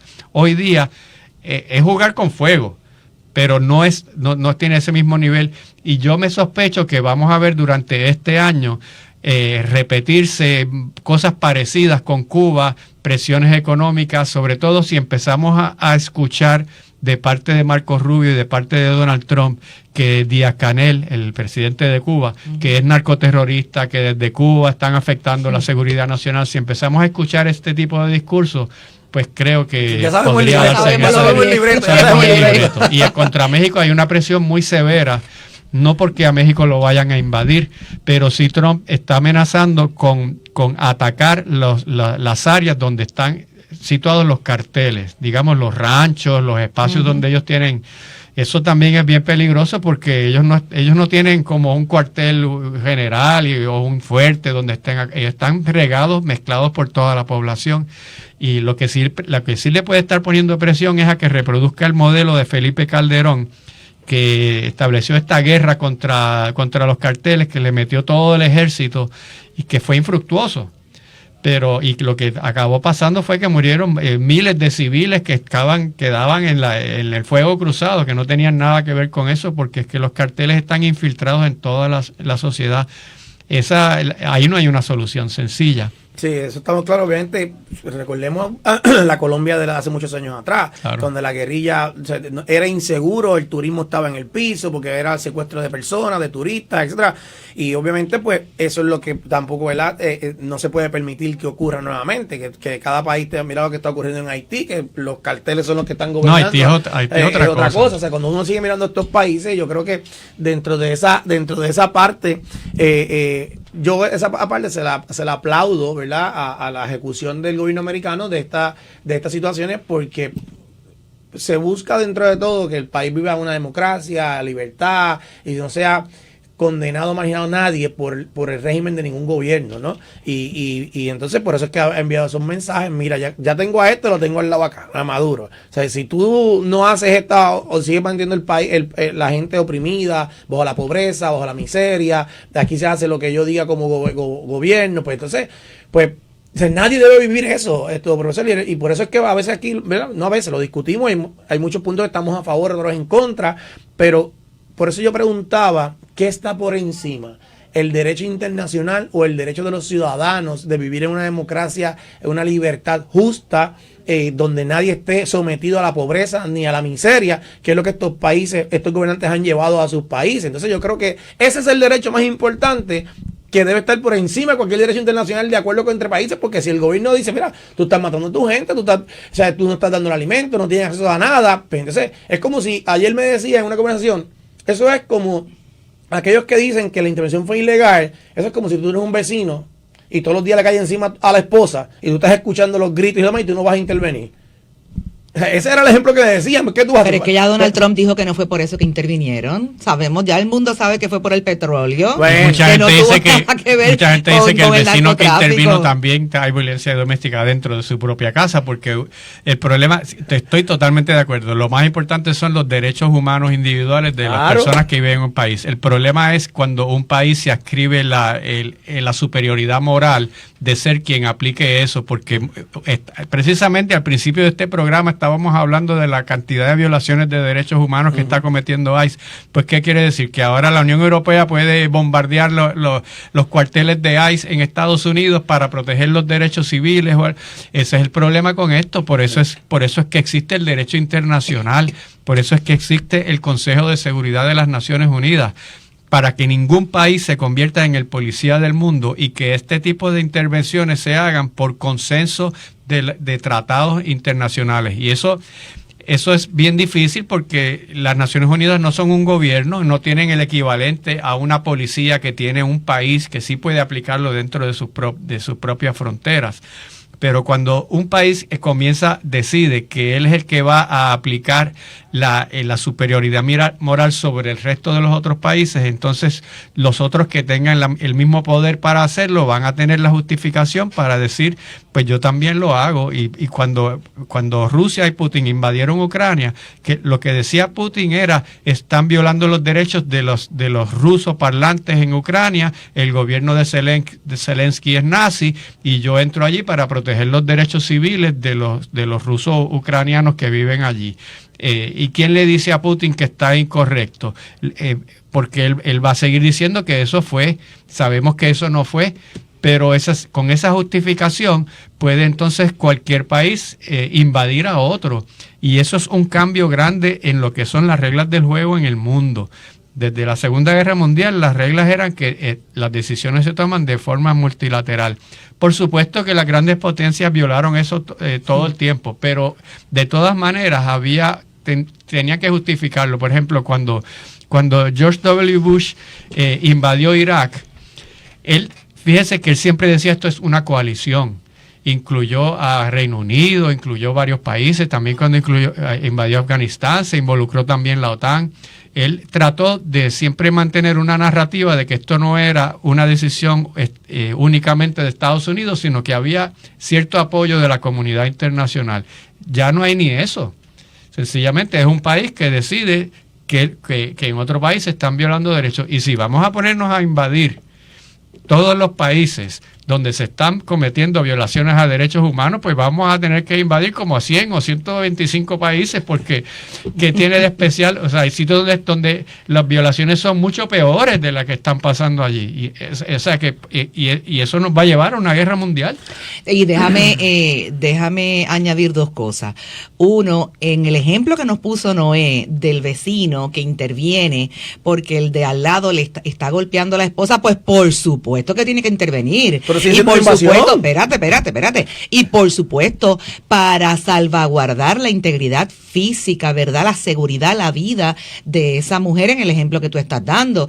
Pero una vez hace eso no significa que como yo me metí intervine para salvarla a ella, por cierto, qué bonita está tu casa por dentro, me gusta. Mira, me voy a quedar con tus muebles, me voy a quedar, me gusta la casa también, me quedo con la casa y con el perro, y por cierto, encontré tu ATH y me quedo también con tu cuenta de banco. ¿Me entiendes? O sea que hay que tener cuidado con ese ejemplo, porque una cosa, ¿quién no puede estar de acuerdo en que se protejan los derechos civiles, la libertad individual, la democracia? Pues por supuesto que todos estamos de acuerdo con un sistema de vida democrático, donde haya libertad de expresión, libertad de prensa, libertad de asociación, pues claro que sí, donde sobre todo, como me escribe un oyente que tenemos, saludos al licenciado Juan Carlos Consuegra que nos está escuchando y me escribe es que el sufragio, es que las elecciones son parte de los derechos humanos, y tiene toda la razón. Sabemos todos que Maduro se robó las elecciones, que no era un presidente legítimo, pues por supuesto que sí. Todo eso queremos defenderlo y estamos de acuerdo en que había que sacar al dictador Nicolás Maduro, que tenía al pueblo oprimido, pues por supuesto, que vivía en la opulencia mientras el pueblo estaba en la miseria, pobre, y que pues por supuesto que sí. Ahora bien, eso no significa que el vecino se puede quedar con todo lo que tú has hecho y trabajado y con todo lo que es de tu propiedad. Quería preguntarle al profesor. Los venezolanos querían libertad. El Trump le dijo: yo te voy a dar la libertad y me quedo con tu petróleo, y lo negociamos. Pero fíjate que en la conferencia de prensa él no mencionó nada. La que hizo justo después que hubo la intervención, él no habló nada de derechos humanos, no mencionó democracia, pero sí 20 veces habló de petróleo. Fue que te lo olvidó, profesor. Claro, pues, profesor, siguiendo la línea que usted estaba mencionando, ¿qué han dicho los presidentes de Rusia y de China, las otras dos grandes potencias del mundo, Vladimir Putin, Xi Jinping? ¿Qué han dicho hasta el momento, hasta el día de hoy, sobre la intervención de Estados Unidos en Venezuela y la aparente intención de Estados Unidos de seguir expandiéndose e invadiendo otros países de América Latina? Pues han dicho lo que era predecible, la condenaron y alegan que ningún país tiene derecho a intervenir en la política nacional de otros, no solamente ellos, otros presidentes de otros países también lo hicieron, inclusive algunos políticos republicanos dentro de Estados Unidos. La mayoría se ha alineado, pero hay 3 o 4 que también se han manifestado en contra de eso. Igualmente también tengo que decirte que ha habido otros que lo han apoyado, como Javier Milei, como Noboa en Ecuador. Ha habido algunos que también lo han apoyado. Sí, pero en términos generales, si vamos a poner cuántos se han expresado a favor versus cuántos se han expresado en contra, pues ha habido más de los que se han expresado a favor, incluido el propio secretario general de las Naciones Unidas. Y hace varios días hubo una discusión en el Consejo de Seguridad sobre ese tema, y la mayoría de los que se expresaron allí pues dijeron que se había violentado el derecho internacional, pero es que es la verdad. El propio Marco Rubio había comentado hace unos meses atrás que el derecho internacional está supeditado a la seguridad nacional, que ellos primero que no hay ningún tratado internacional que pueda evitar que Estados Unidos vele por sus propios intereses y proteger sus ciudadanos. Y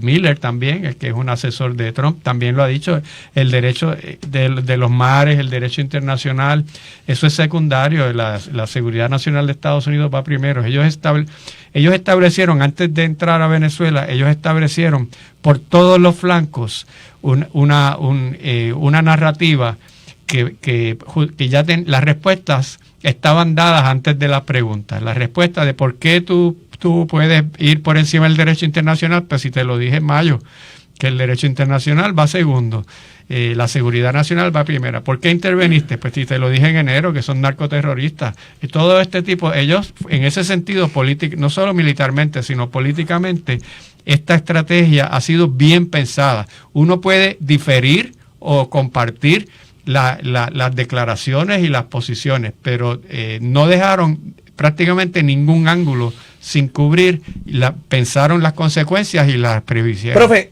antes de irnos a la pausa, la voy a dejar en el tintero para cogerla cuando vengamos, pero aquí se cuestionaba mucho que si fue por el petróleo, que Estados Unidos hizo esa intervención ilegal, pero ¿cuál era el interés de China y el interés de Irán si no era el mismo interés que tiene Estados Unidos en el petróleo? Entonces, ¿por qué hoy repudiamos la acción de Estados Unidos, pero no vemos que el interés de estos países también era lo mismo? Pero eso lo dejamos para después de la pausa, profesor. Vamos a la breve pausa, amigos, y regresamos en breve con la última entrada del juego.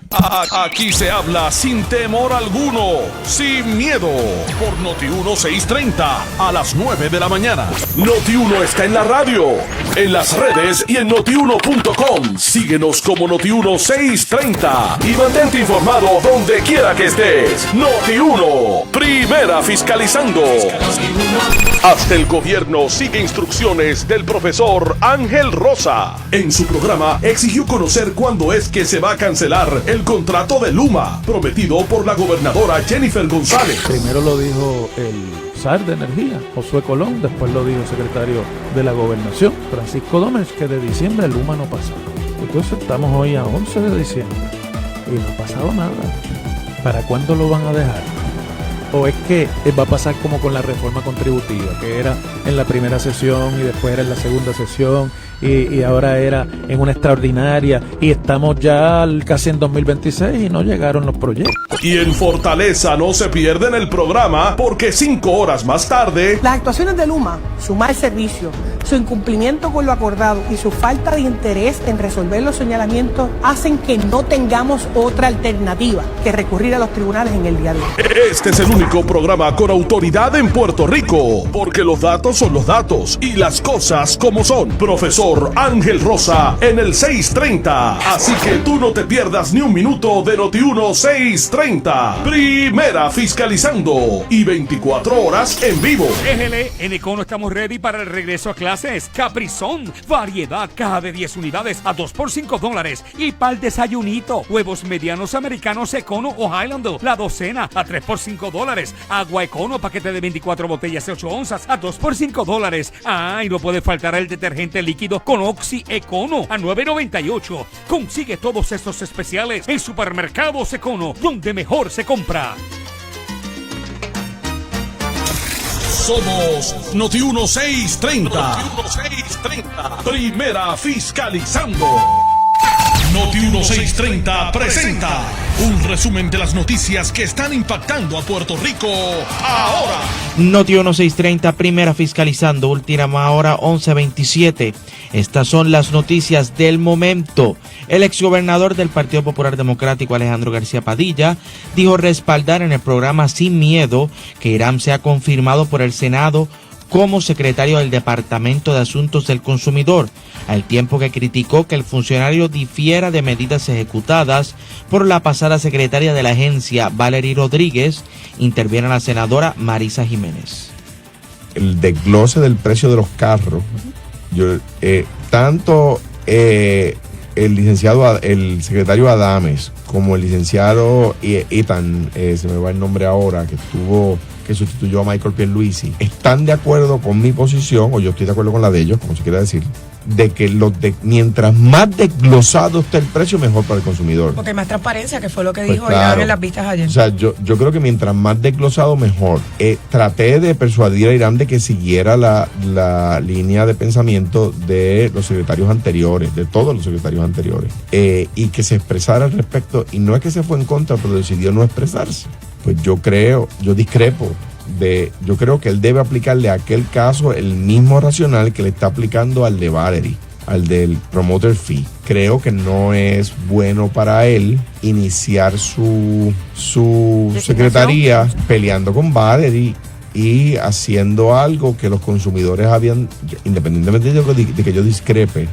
Yo creo que su primera gestión no debió ser revertir una decisión de la secretaria anterior de su mismo partido, que tenía una alta popularidad y que los consumidores la percibieron como positiva. No es que no lo deba hacer, es que no debía ser, ¿verdad?, su carta de presentación. Noti1 última hora 11:29. Y en otras notas, el analista de política Iván Rivera insistió en el programa Palo Limpio que el presidente del Partido Popular Democrático y comisionado residente en Washington, Pablo José Hernández, no levanta pasiones políticas. Interviene Obed Rojas. La comunicación política a final de año baja y se concentra en otras cosas. Hay que ver la fecha cuando hicieron esa... Yo creo que fue ahora a finales... Que no había nada. De diciembre. Sí que eso te lo podía yo escribir en una oficina y te decía, por aquí va la cosa, sin ver números y sin hacer... Digo, yo soy, esto en una pelea con mis profesores en la universidad, yo creo más en el método cualitativo de evaluación y medir preferencias políticas que el cuantitativo. Medir matemáticamente y estadísticamente el sentir de la gente es muy complicado, porque tú le preguntaste ahora y a la media hora pasó algo que le cambió completamente su visión y su opinión, ¿me entiendes? Y sobre Pablo, no sé si lo ponen ahí, pues neutral la mayoría, porque es que Pablo no levanta pasiones ni a favor ni en contra. Es como que, pues, está ahí, respira, ¿me entiendes? Tú sabes. Pero la figura del comisionado residente históricamente sale bien en las encuestas. Sí, porque sí. eso es una posición. Pero esa es la situación con él que yo veo, que es que no es que salga positivo, es que él sale neutral. La gente está como, pues, está ahí. Bueno, y yo es buena gente. Es que recuerda, yo creo que Pablo está en una posición, al ser presidente del partido, más comisionado residente, que no puede aventurarse a tomar decisiones y a ser tan vocal. Sí, porque cuando roncha. Roma está en fuego, Sí. tú tienes que salir. Noti1 última hora 11:30 y en Estados Unidos incautó otro petrolero en su campaña para controlar el flujo de petróleo hacia y desde Venezuela. Según publicó la agencia de noticias AP, el petrolero Olina fue capturado de madrugada en el Mar Caribe durante una operación conjunta de la Guardia Costera y la Fuerza de Tarea Conjunta del Southern Spear. El ejército estadounidense confirmó la incautación y afirmó en una publicación en X que sigue firme en su misión de defender la nación y poner fin a actividades ilícitas y restaurar la seguridad en el hemisferio occidental. De igual manera, la secretaria del Departamento de Seguridad Nacional, Kristi Noem, declaró que el Olina era otro buque cisterna de la llamada flota fantasma, sospechoso de transportar petróleo sancionado y que había partido desde Venezuela tratando de evadir a las fuerzas estadounidenses. Noti1 630, primera fiscalizando, última hora 11:31. Nadie te da más noticias que Noti1 630. Primera fiscalizando. Comenzamos la cuarta y última entrada de Pelota Dura en Noti1. ¿Qué tal, amigos? De regreso a la última entrada del juego de tu programa Jugando Pelota Dura. Yo soy Noé Marcano, en sustitución de Ferdinand Pérez, el cuarto bate, acompañado de la amiga licenciada Anibel Sloan. Y también del profesor Jorge Smith, pero vamos a entrar rapidito al juego donde lo dejamos porque tenemos un invitado y queremos hablar con él ya mismito. Y profesor, yo le decía antes de irnos a la pausa, la pregunta que se quedó en el aire fue que cuál es, entonces criticamos o critican, ¿verdad? El proceso que se llevó a cabo de la captura de Maduro por parte de los Estados Unidos, porque supuestamente pues tenía un interés petrolero. Pero ¿cuál era entonces el interés de China, Rusia, Irán, si no era el mismo? Es más, güey, yo vi un meme donde habían 4 barquitos chupando de un dron de petróleo que decía China, Rusia, Irán y otros. O sea, criticamos lo que hizo Estados Unidos, pero si el interés de estos países era el mismo que el de Estados Unidos. Sí y no. Sí, porque sí, claro, querían utilizar los recursos. Rusia no consume el petróleo venezolano, pero le proporciona los mecanismos para poder evitar las sanciones, porque ellos son expertos en eso, la flota fantasma, todo eso, y de ahí le sacan ganancias. China sí es consumidor directo del petróleo venezolano y lo compra a precio a $25 el barril cuando se vende a $60 en el mercado, así que le saca provecho a esto. En ese sentido no hay diferencia de que están interesados no en el beneficio de los venezolanos, sino en su propio beneficio como países. Pero la gran diferencia es que ellos no obligaron a Venezuela, no la invadieron para hacer esto. Eso fue voluntariamente el gobierno venezolano que quiso buscar mecanismos para vender eso. En eso es bien distinto. Estados Unidos lo está haciendo por la fuerza, invade al país y le dice o haces esto o te va a ir mal. Entonces, en ese sentido sí es bien diferente. En el otro, son igualitos, están velando por los intereses de su propio país y les importa muy poco lo que pase en el otro. Profesor, el tema está bueno, qué pena que te Sí. diga, porque hay un puntito ahí que no estoy totalmente de acuerdo con usted, pero lo dejamos por la semana que viene. La semana que viene, claro que sí. Gracias, profesor, por su, ¿verdad? Por acompañarnos en la mañana de hoy.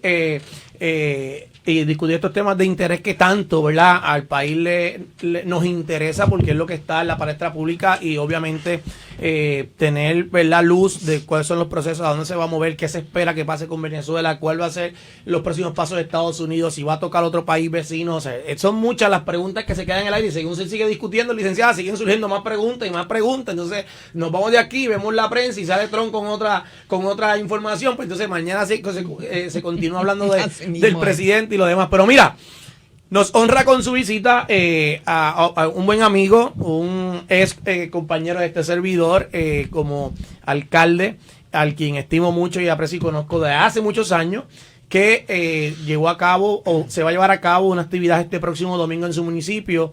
Pero no solamente esa actividad, sino que está dedicada a nuestro jefe de noticias, que en paz descanse, Alex Delgado, en el cual ayer estuvo su señora, la viuda de Alex y sus hijos, con el buen amigo que voy a presentar ahora, el amigo Betito Márquez, alcalde de toda la gente toda baja. Bienvenido, alcalde, buenos días. Buenos días y un placer estar aquí contigo, Noé, con la licenciada. Gracias por la invitación. Qué bueno, alcalde, quiero que nos hable, para los amigos que nos escuchan, los amantes de este deporte de correr, ¿no? Como hacía Alex Delgado, esta actividad, lo que usted ha hecho, vi que entonces retiró en toda baja, nadie puede utilizar el número que utilizaba Alex, que era el 331, usted me corrige, para participar entonces en ese maratón que se va a llevar a cabo este domingo. Pero háblenos qué significa la actividad, sé que está dedicada a Alex, qué es lo que esperan, cuáles son los preparativos, háblenos de la actividad que se va a llevar a cabo. Pues fíjate, Anuay, a todos los radio oyentes, este próximo domingo a las 4 de la mañana suena el tiro que permite que 1,200 atletas corran la segunda edición del Toabaja Maratón a las 4 de la mañana. Pero para los amantes de este tipo de deporte, la madrugada es la hora. Es normal para ellos. Es normal para ellos porque la realidad es que es más fresco, se corre mucho más tranquilo. Y en el caso del maratón, que son 26 millas, 42 kilómetros, no es cosa fácil. Así que el horario es espectacular. En enero también el clima está súper agradable. Y como les dije, esta es la segunda edición del Toabaja Maratón, la primera que fue en enero del 2025 y donde Alex participó y Alex corrió el 42, o sea que por ahí viene la iniciativa. Tú sabes, realmente vamos, el correr es vida. Y entonces cuando tú lo haces con pasión, pues es emotivo. Así que así era Alex. O sea, los que lo conocen en el campo profesional, pues saben que él era, ¿sabes?, muy estructurado y ¿sabes?, muy apasionado y muy serio con su función profesional. Pues yo lo descubrí, ¿verdad? Lo conocí en esta otra faceta. Y de igual forma, porque un atleta que se dedica, ¿verdad?, a prepararse y para una carrera de 42 tiene que ser bien estructurado. Así que esa faceta de Alex la pude conocer, participó en el 42, completó el 42, me dio su opinión con respecto a cómo vio la carrera, que para mí fue bien significativo porque, ¿sabes? Betito, te doy un 100%, la verdad que la carrera quedó bien organizada. Yo he corrido carreras, no he visto tantos oasis, o sea, que permitan para nosotros los corredores tener esa comodidad. Entonces fueron comentarios que conjuntamente, ¿verdad?, con otras evaluaciones de atletas, pues nosotros los recogimos y fuimos, mejorando para esta segunda edición. Luego de esa carrera, Alex corrió el 10K llanero, que se celebra en Toabaja también en febrero. Bueno, la situación es que nosotros en Toabaja Toabaja es la meca del fondismo. ¿Sabes? Toda la meca de fondismo. No hay un municipio, ¿verdad?, con el respeto que tienen todos mis compañeros y compañeros, pero no hay un municipio en Puerto Rico con más carreras certificadas que Toabaja. Así que entonces nosotros... ¿Cuántas son? Tenemos 6 carreras certificadas. ¿Anualmente? Sí, anualmente. Y la intención de las carreras y que sean certificadas es que permita generar un estilo de vida. O sea, esto, bueno, el que compite, el que compite consigo mismo, ¿sabes? Esa es nuestra consigna. Así que lo que estamos provocando es un escenario donde la gente puede establecerse metas. Si corrí un 5K, pues chévere, me preparo para el 5K. Bueno, pues entonces lo otro que la gente piensa es, si corrí un 5K, puedo correr un 10. Pues ¿qué tengo que hacer para prepararme un 10? Y luego que se prepara para el 10, dice, bueno, si corrí un 10, ¿ok?, que son 6 millas, pues caramba, yo puedo duplicar. Vamos entonces a hacer el 13 millas, ¿ok? Pues entonces, tú sabes, y seguimos así. Si corrí el 13 millas, pues déjame seguir practicando, pues puedo hacer el 16 millas, ¿ok? Y si corrí el 16 millas, pues ya lo que falta es 26, ¿ok? Así entonces nosotros tenemos todas esas carreras en Toabaja. Y Alex corrió, como dije, el 10K llanero, y la intención, porque entonces nosotros tenemos en Toabaja la medalla llanera, y la medalla llanera es para todo aquel atleta que corre las 6 carreras en Toabaja, ¿ok? Entonces, volvemos. Él me dice, Betito, yo voy a hacer la medalla llanera. Voy a hacer la medalla llanera. Entonces, oye, había corrido el 42. O sea, para conseguir la medalla llanera, el 42 es el más difícil. Así que ya lo demás era, tú sabes, bizcocho. Y tener a Alex corriendo en tu baja para nosotros era orgullo. Tú sabes, ay, por ahí está Alex, por ahí. Me decían a mí, mira, Betito, por ahí está Alex, que va a correr. Entonces yo, caballo, ¿qué pasa? ¿Cómo tú estás? ¿Para cuánto va? Te voy a pasar por la piedra, papá. Me decía, te voy a pasar por la piedra, ¿sabes? Que también era competitivo. Y nada, para nosotros era bien emotivo tenerlo allá. Se le dedicó también una carrera que no es de la certificada, una carrera por las personas que sufren de Alzheimer. Se le dedicó a Ferdinand Pérez hace como 2 años, y era un 5K. Ya tú sabes quién estaba con Ferdinand. Yo lo caminé con Ferdinand. Entonces la pregunta de Alex a mí era, Betito, ¿lo vas a correr? Ya tú sabes. Sí, lo voy a correr, pues vamos a correr el 5K, a ver quién. Mira, alcalde, oye, qué lindo, ¿verdad? Esa actividad, la dedicación a Alex, ¿verdad? Que lo conocimos, sabemos que era un amante de ese deporte. Sí, estaba en todos los maratones por todo Puerto Rico. Y bueno, terminó después organizando el otro que se hacía allá en Jajome. En Jajome, seguro que sí. Pero le pregunto, alcalde, la gente que nos escucha, ¿cómo yo me registro? ¿Cómo lo hago para participar en el maratón? Bueno, ya no hay espacio. ¿Y cuántas personas esperan? Bueno, nosotros en la primera edición del 42 hubo una participación de atletas de 400, más o menos 450. De hecho, en ese momento del año pasado, del 2025, fuimos con nuestra primera edición en Puerto Rico, pues el maratón con mayor participación, porque no todo el mundo corre un maratón. Bueno, entonces este año se abrieron las inscripciones en octubre, en noviembre. Ya a mediados, tercera semana de noviembre, estaba sold out, ¿sabes? Ya 1,200 participantes. ¿Por qué establecieron ese número? Como el tope. Porque es recursos, o sea, recursos fiscales. O sea, tenemos que generar un balance, o sea, hay que pedir medallas, números, etcétera. O sea, todo es una logística. Entonces, pues hay un elemento de presupuesto que hay que trabajarlo. Lo ideal, yo decía, oye, pero esa licenciada, esa misma pregunta yo decía, pero oye, si hay gente que quiere participar, ¿cómo vamos a cerrar? Bueno, Betito, lo que pasa es que tú sabes. Más gente, más gasto. Si no, hay que comprar más medallas, etcétera. Entonces, hay que ser responsable, ¿verdad? Con los procesos. Bueno, pues nada, cerramos en 1,200, o sea, bueno, te digo, no duplicó un poco más, ¿no? Y entonces cerramos para asegurar, porque la carrera es una experiencia, lo que nosotros queremos darle a la atleta, es una experiencia. Lo bueno de esto, y fue algo de lo que Alex habló mucho, es que como una experiencia, tú tienes 450 en el 2025, 1,200 en el 2026. Pero nosotros teníamos en el 2025 22 oasis. No hay un maratón en el mundo que tenga más oasis que el de nosotros en Toa Baja, no lo hay. Entonces la importancia del oasis es que es el que te permite agua, Gatorade, los gel, ¿ves? A través de tu carrera. Entonces, pero no solamente teníamos eso, teníamos voluntarios. Licenciada y Noé, a las 4 de la mañana sale el tiro. Los voluntarios tienen que estar ya apostados en su antes. Es a las 3 de la mañana. Sí. Ok, nosotros tuvimos más de 350 voluntarios. Ay, qué maravilla. No, espectacular, sí, espectacular. Ya cerraron para los atletas. ¿Cómo? No, pero que ya él decía que iba a competir, pero eso es porque sabe que está cerrado. Por eso fue que preguntó por la inscripción. La intención, pero la hora no cuadra un poco.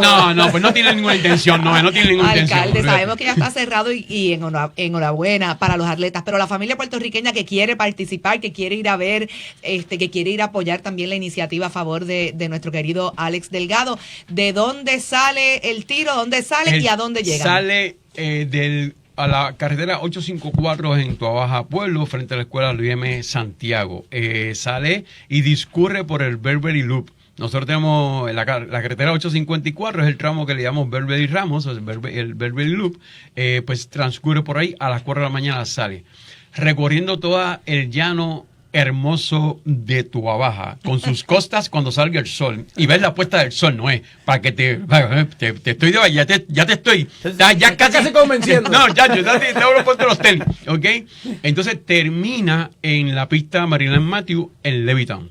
De hecho, es de los pocos maratones que termina en una pista. Es decir, cuando tú terminas una pista, o sea, tipo los olímpicos, ¿no? Tú terminas una pista y llegas allá y tú sabes, o sea. Una alegría, y de hecho, no sabía que la pista tenía ese nombre. Cuando yo era pequeñita, yo era fanática de Marilyn Manson.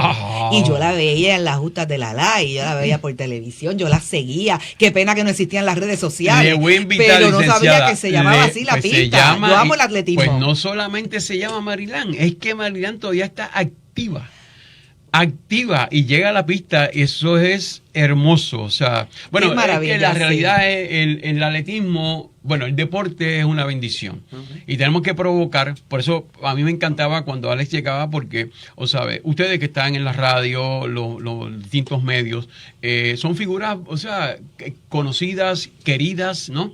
Entonces, cuando ustedes participan en este tipo de actividad, se convierten en modelos. O sea, adiós, Alex está corriendo, mira, Betito, Alex está corriendo, ven qué chévere. ¿Tú sabes? Pues yo quiero correr, tú sabes, claro, con Alex, me sigue. Claro, así que ponte los tenis nuevos. No te estoy diciendo mucho, ¿verdad? Entonces, ¿qué pasa? Estamos agitando. Casi convencido. Ya casi convencido.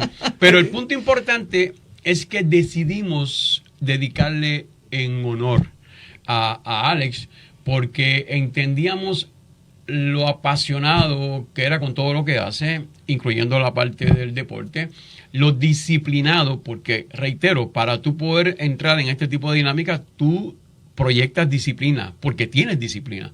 Así que ese modelaje para nosotros fue bien importante, y qué mejor que en forma póstuma dedicarle el 42, y no solamente dedicarlo, sino que decidimos retirarle el número. Como le decíamos a Yulisa, la viuda, ayer, este número 331 se retira, incluso la medalla llanera. O sea, las 6 carreras, esa medalla también se la incluimos en el homenaje, porque yo no tengo, ni nadie puede tener la menor duda de que en vida Alex hubiese hecho, pero cómodo, o sea, esas 6 carreras. Así que lo hicimos. De hecho, el hijo me dice, yo voy a empezar a correr. Ay, coge, no es. Que me acuerdo, yo hablé con Julián que fuera allí y me representara en esa carrera. Eso es Manga Production. Julián, escúchalo, pero tú le vas a decir, ponte los tenis, que eso que tú me dices, eso no es. Okay. Pero nada, lo importante de estas situaciones que pasan en que no controlamos, porque solamente la vida, ¿verdad?, es gobernada por el Señor y estamos puestos en esas manos. Así que lo que ocurre y pues cuestionarlo, tampoco vamos a estar en esa línea. Lo importante es cómo nos disfrutamos esa presencia en los distintos foros profesionales, ¿verdad?, y personales de Alex, y cómo nosotros garantizamos generar una nota en apoyo a eso, a lo que fue en vida, y en vida plena, porque 49 años, que de hecho Yulisa nos decía ayer, él corrió el maratón, el año pasado fue el 12 de enero. El 12 de enero fue cuando él cumplía años. O sea, que cumplía sus 49 años y estaba... Coge nota. Qué forma de celebrarlo. Exacto, estaba celebrando la vida, tú sabes, ¿entiendes? Entonces, por eso es que nosotros decimos en Toa Baja ¿verdad? Y lo compartimos con todo Puerto Rico, no hay excusa. La vida es una, hay que disfrutarla. La vida, ¿verdad?, es un regalo del Señor, y no sabemos cuándo es que nos toca. Alcalde, qué iniciativa tan bonita, tan llena de significado, qué mensaje tan positivo lleva dentro de la verdad, de la tragedia y de la tristeza. Lleva un mensaje positivo y lleva una acción de recordar a Alex y de celebrar la vida de Alex Delgado. De verdad que, bueno, yo le digo que se me paran los pelos, de verdad, es bien emotivo. Los felicito y le agradezco a usted y a su equipo de trabajo que estén llevando a cabo esta actividad en honor a Alex Delgado. Y yo tengo que también hacer un reconocimiento a Yulisa y a sus 2 hijos, porque llevaron un mensaje al pueblo extraordinario, ¿sabes? Un abrazo. No sabemos cuándo es que pueden ocurrir las cosas, por eso es que no podemos esperar que ocurran, sino el proceso de la vida día a día. Vamos a abrazar, vamos a diferir posiblemente en distintas mesas, depende, ¿verdad?, el rol que estemos nosotros asumiendo, pero son más las cosas que nos unen que aquellas que nos separan, y eso es importante. Pienso que esto es parte del mensaje que tenemos que recibir de estas situaciones que no controlamos, pero que tenemos que atesorarlas como experiencia. Así que en Toda Baja estamos alcalde, prestos. agradecido que haya estado con nosotros por esa gesta, como dice una de las palabras de la licenciada, hermosa gesta en reconocimiento a nuestros jefes de noticias, Alex Delgado. Sabemos que fue un modelo, obviamente, como padre, como compañero aquí de la radio, y vemos resultados en su familia. Tuvimos aquí la oportunidad de entrevistar a Julián con la campaña que papi lo papi, amo, mami, papi, te amo con la vida. Sabes que ciertamente se lo dije personal y lo felicité. Y hoy vi en el periódico que hay un proyecto de ley para dedicar un día para esa campaña, así que sabemos que hay mucho que va a darle que hablar, tanto Julián y su hermana y su mamá, pero qué bueno. Gracias, alcalde, por estar con nosotros aquí en la mañana de hoy, y a todo el mundo el domingo para Toda Baja. Vamos para Toda Baja a correr a las 4 de la mañana. A las 4 de la mañana, muchachos. Así mismo es. Allí lo esperamos en la Meca de Fondismo, Toda Baja, orgullo. Muchas gracias a ustedes. Gracias, alcalde. Excelente fin de semana. Y a amigos que nos escuchan, ya usted sabe, a correr para Toda Baja, que allí hay un maratón coordinado para todos los amantes del fondismo y puedan, ¿verdad?, que la actividad sea un éxito. Pero mira, ya el tiempo casi nos está traicionando, nos quedan 4 minutos, se nos quedaron muchos temas, licenciada, porque extendimos el tema de Venezuela y Maduro con el profesor, pero hay muchos temas que se quedaron pendientes, como el paradero de la menor testigo que la familia confirmó. Que apareció, dijo que estaba en buen estado de salud, que estaba bien, sobre los 900 millones en OGP que están de presupuestos anteriores, que están pidiendo autorización a la Junta para utilizarlos en proyectos, ¿verdad?, futuros del gobierno. También teníamos por ahí que el negociado de energía comenzó hacer un estudio para que los municipios puedan reparar luminarias, que volvemos, como dije ahorita, descubrieron el mundo. Eso hace tiempo tenía que estar y se le da autorización a los municipios que lo hagan. Pero nada, así es este programa. Los temas que a veces uno piensa, se pasa las millas. Que a veces uno piensa que no se va a extender casi un tema, pero sí, como dije ahorita, siguen surgiendo preguntas y lo demás. Y entonces y además la excelente entrevista que le pudimos hacer al secretario de Educación, que también tomó tiempo, pero estuvo extraordinario. Sí, mucha gente, ¿verdad?, que estuvo escribiendo en las redes sociales sobre esa entrevista, como dices, de que, mira, pues ya tenía dudas, escuché al secretario, la pude aclarar. Otra gente pues también, ¿verdad?, trayendo, mira que falta todavía esto en esta escuela. Lo que pude ver de los comentarios de la gente que siempre nos sintonizan es ¿verdad?, los pros y los contras, que es parte de este proceso y de este programa. Eso es lo que queremos, ¿verdad?, que la gente interactúe con nosotros de las redes sociales y nos hagan las preguntas. Pero rapidito, ¿qué cree, licenciada? Nos quedan 2 minutitos. Rapidito, ¿qué cree de esos 900 millones que tiene OGP para que la Junta autorice a utilizarlos en otros proyectos del gobierno? Que ahí están los 300 millones que necesitan los municipios para que la gobernadora pueda eliminar el impuesto al inventario. No, que no son recurrentes.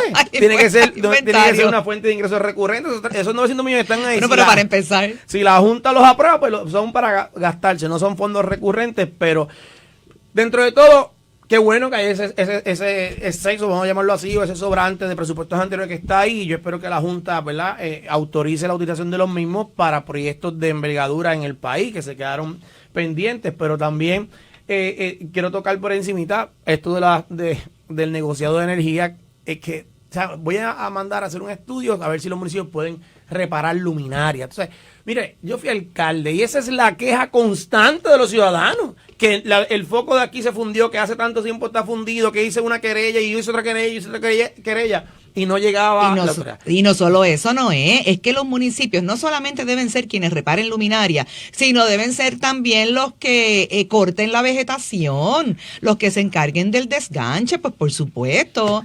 No tienen que hacer contratarse compañías externas, contratos millonarios que no dan abasto y que no conocen a la isla de Puerto Rico. Denle eso a los municipios y veremos que van a ser más eficientes. Va a ser más económico y más eficiente, claro, y se le va a dar empleo al local, porque eso es lo importante de eso, ¿no? Que también se crean empleos en esos municipios, y obviamente un alcalde o alcaldesa lo menos que quiere es que su pueblo esté oscuro, que su pueblo esté lleno de vegetación, que la luz esté llena de cada rato. Pues claro que va a desarrollar unas brigadas para atender hacer esos trabajos, y que entonces no tener esa situación de pueblo oscuro o vegetación en las líneas eléctricas que lo que provoca son los apagones que tanto hemos discutido. Brigadas que pueden estar incluso formadas por muchos de los trabajadores que tuvo la Autoridad de Energía Eléctrica y que son los que mejor conocen el sistema y el trabajo que hay que hacer. Mira, licenciada, y rapidito, gobernadora anuncia que hay cambios en el gabinete. ¿Quiénes estarán en la cuerda floja? No. Hay que buscar esa información. ¿Quiénes están en la cuerda floja? Y ahora de cara a este nuevo año no se quedarán en el gabinete. Pero mira, el tiempo nos ha traicionado. Vamos a dar los resultados de la encuesta del día, auspiciada por Adriel Kia Nissan. La pregunta era la siguiente: ¿crees que Venezuela resurgirá económicamente tras la captura de Nicolás Maduro? 83% dijo que sí, y 16.9% dijo que no. Gracias, amigos. Buen fin de semana. Gracias, licenciada, por acompañarnos. Siempre. Nos veremos el lunes, Dios mediante. Cada vez que te pregunten, tú escuchas Noti 1 6.